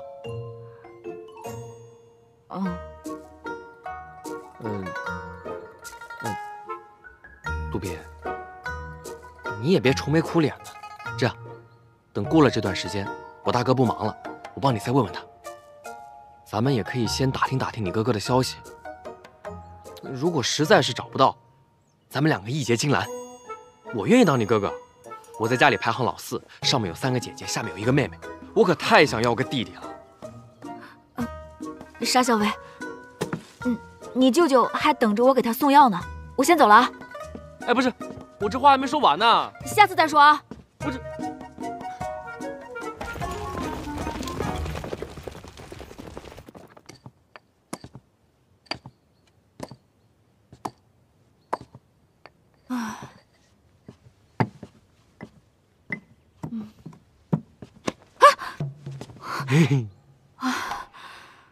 想什么呢？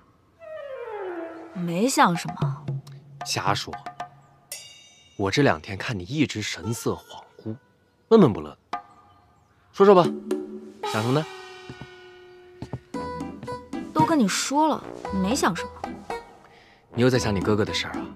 我都跟你说了，找到哥哥之前呢，我就是你哥哥。走，哥哥今天带你去个好地方。什么好地方？人间仙境。啊，我还有活没做完呢。着什么急呀？回来再做也来得及。我真没做完。等等。啊？我看看。我……哎，别动！你这个手怎么软乎乎的？怎么像个小姑娘似的？什么软乎乎的小姑娘？你别胡说！我去还不行吗？这还差不多。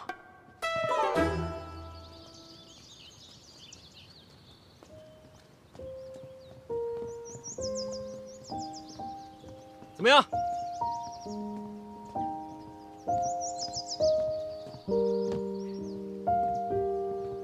这个地方我一个人发现的，谁都不知道。是吗？这边境居然有这么美的地方，简直就是人间仙境嘛！没骗你吧？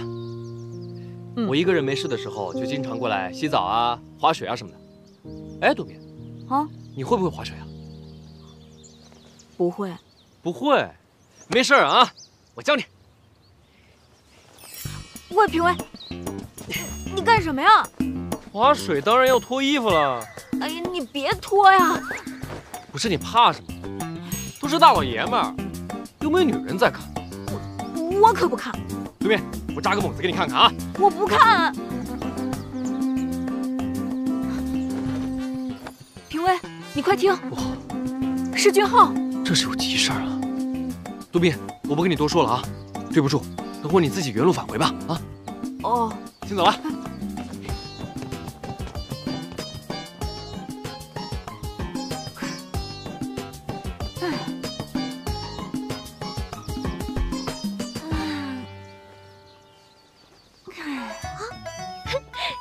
这也太神奇了吧！这样一来，我不就成了千里眼了吗？这个呀叫西洋千里镜，能把远处的东西挪到你的眼皮子底下来。是福建的一位客商送给老太君的，老太君送给了我。好玩了。咱们祈福啊，好玩的东西那可多了去了。好玩的东西，给我瞧瞧。你先别着急啊，我先把话说在前面。咱们祈福呢，有真好玩的，有假好玩的，还有不好玩的和不能玩的。不能玩的是什么？这个嘛，今天就先不告诉你了，日后再慢慢跟你说。哎，你可别哼哼啊，这路遥知马力，日久见人心呢。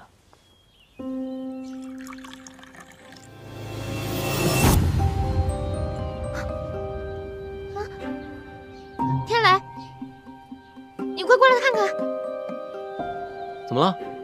这不好玩的东西出现了，快过来！那边，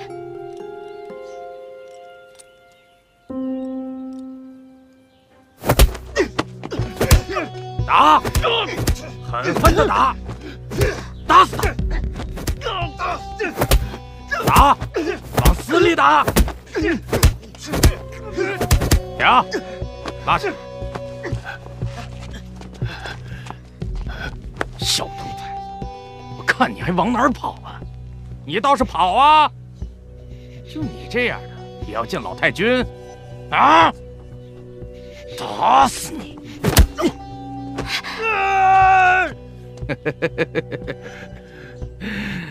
嘴还硬是吧？打！打死他！叶生，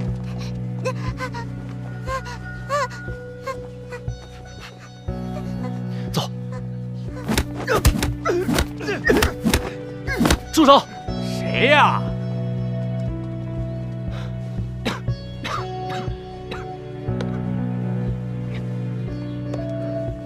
三公子，王胡子，你们为何殴打这个少年啊？三公子，这野小子不知道从哪儿冒出来，来我们齐府门口就要往里闯，还说要见老太君。我拦着他，他就破口大骂。破口大骂？他都骂谁了？这小子狗胆包天呐！他大骂柯少爷。骂柯少爷？那还真是狗胆包天啊！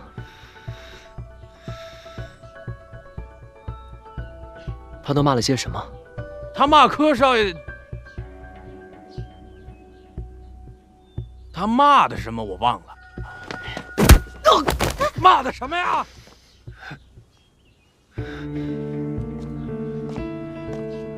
三公子，他骂的实在是太难听了，小的不便再说。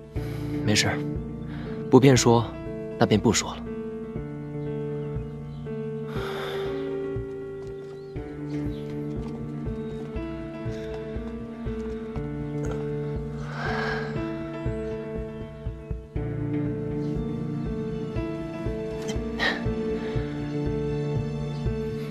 你为什么跟我们齐家过不去啊？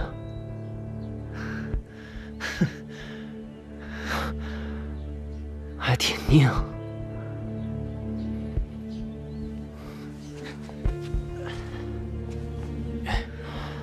王胡子，哎，你把他交给我，让我来盘问吧。这怎么？我说了，你们怎么都不动啊？哎，三公子啊，您体弱多病，您就甭费这个心劳这个神了。这件事就交给小人好了。走，走。等等，王胡子，你是觉得我做不了你的主？三公子啊，这府上的事儿一贯都是柯少爷打理的。如今他去外地巡查商号去了，不在家嘛。柯少爷不在家，我齐三公子不是在家吗？三公子啊，这府上这些事儿吧，一贯都是……咱们还是等柯少爷回来吧，听听他怎么说。你这人，废话可真多。少奶奶，您初来乍到，不太了解府上的情况。我劝你还是别管此事的好。巧了，这事儿本少奶奶管定了。少奶奶，听我的话，没错。折了，疼！听少奶奶的话，没错。走。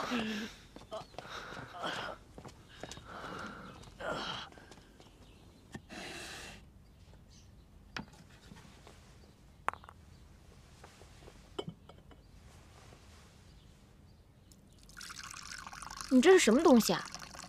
这是刘先生留下的太和丸，对于治疗跌打损伤有奇效。叶生，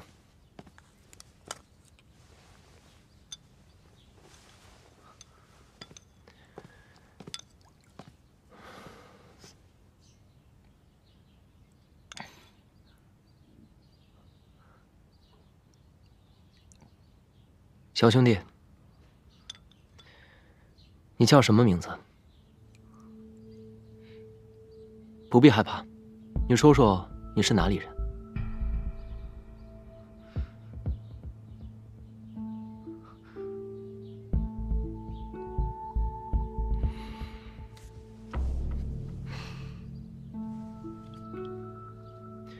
那你为何在大门口辱骂柯世昭呢？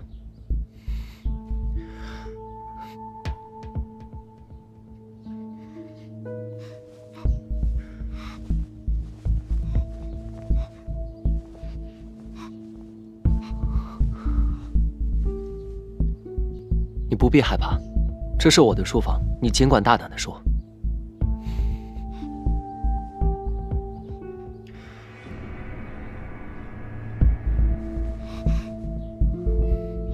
叶生，你不必比划了，他看不懂。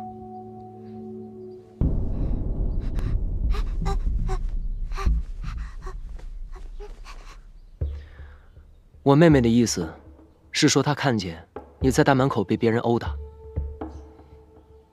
你既然是来找老太君的，就定有要事要禀报。王胡子不让你见他，我是齐三少爷，你告诉我也是一样的。若有隐情，我定会向他转告。其实，我有隐情。有人说，你们齐府的长侍是老太君，于是我便做苦主，只求老太君给我个公道。可是还没有见到老太君，就遇到了一群刁奴，他们把我拦到门口，打了下来。原来是这样。你放心，我们和那群坏人不是一伙的，不然也不会把你救下来。你要有什么冤情，大胆说。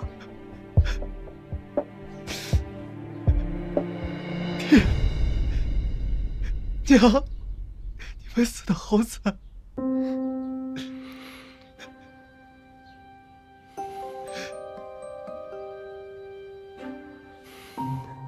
小兄弟，不要着急，慢慢讲。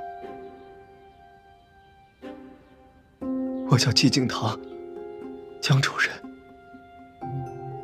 从小与爹娘经营着一家药馆。这是我和干娘住的地方，你们先稍等会儿。娘，娘，你这是怎么搞的？你去齐府了？没事儿，娘。你怎么就这么不听话？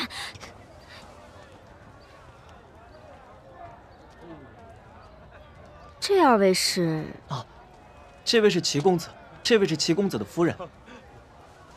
齐府的人，谁让你把外人往家带？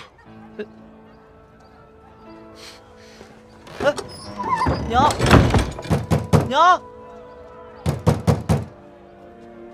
三公子，实在不好意思，我娘就是这样，她刀子嘴豆腐心，但其实是个大好人。她只是听说你们是齐府的人，以为跟柯世昭是一伙的，所以才会这样。你们别介意啊。没关系，我有个办法，不然公子和夫人先回避一下。好。娘，你开门啊！我告诉你，齐家的人就不许进来。娘，齐公子跟柯世昭真的不是一伙的，要不是他们在，还是今天命就丢到那儿了。你再不开门，我可就走了。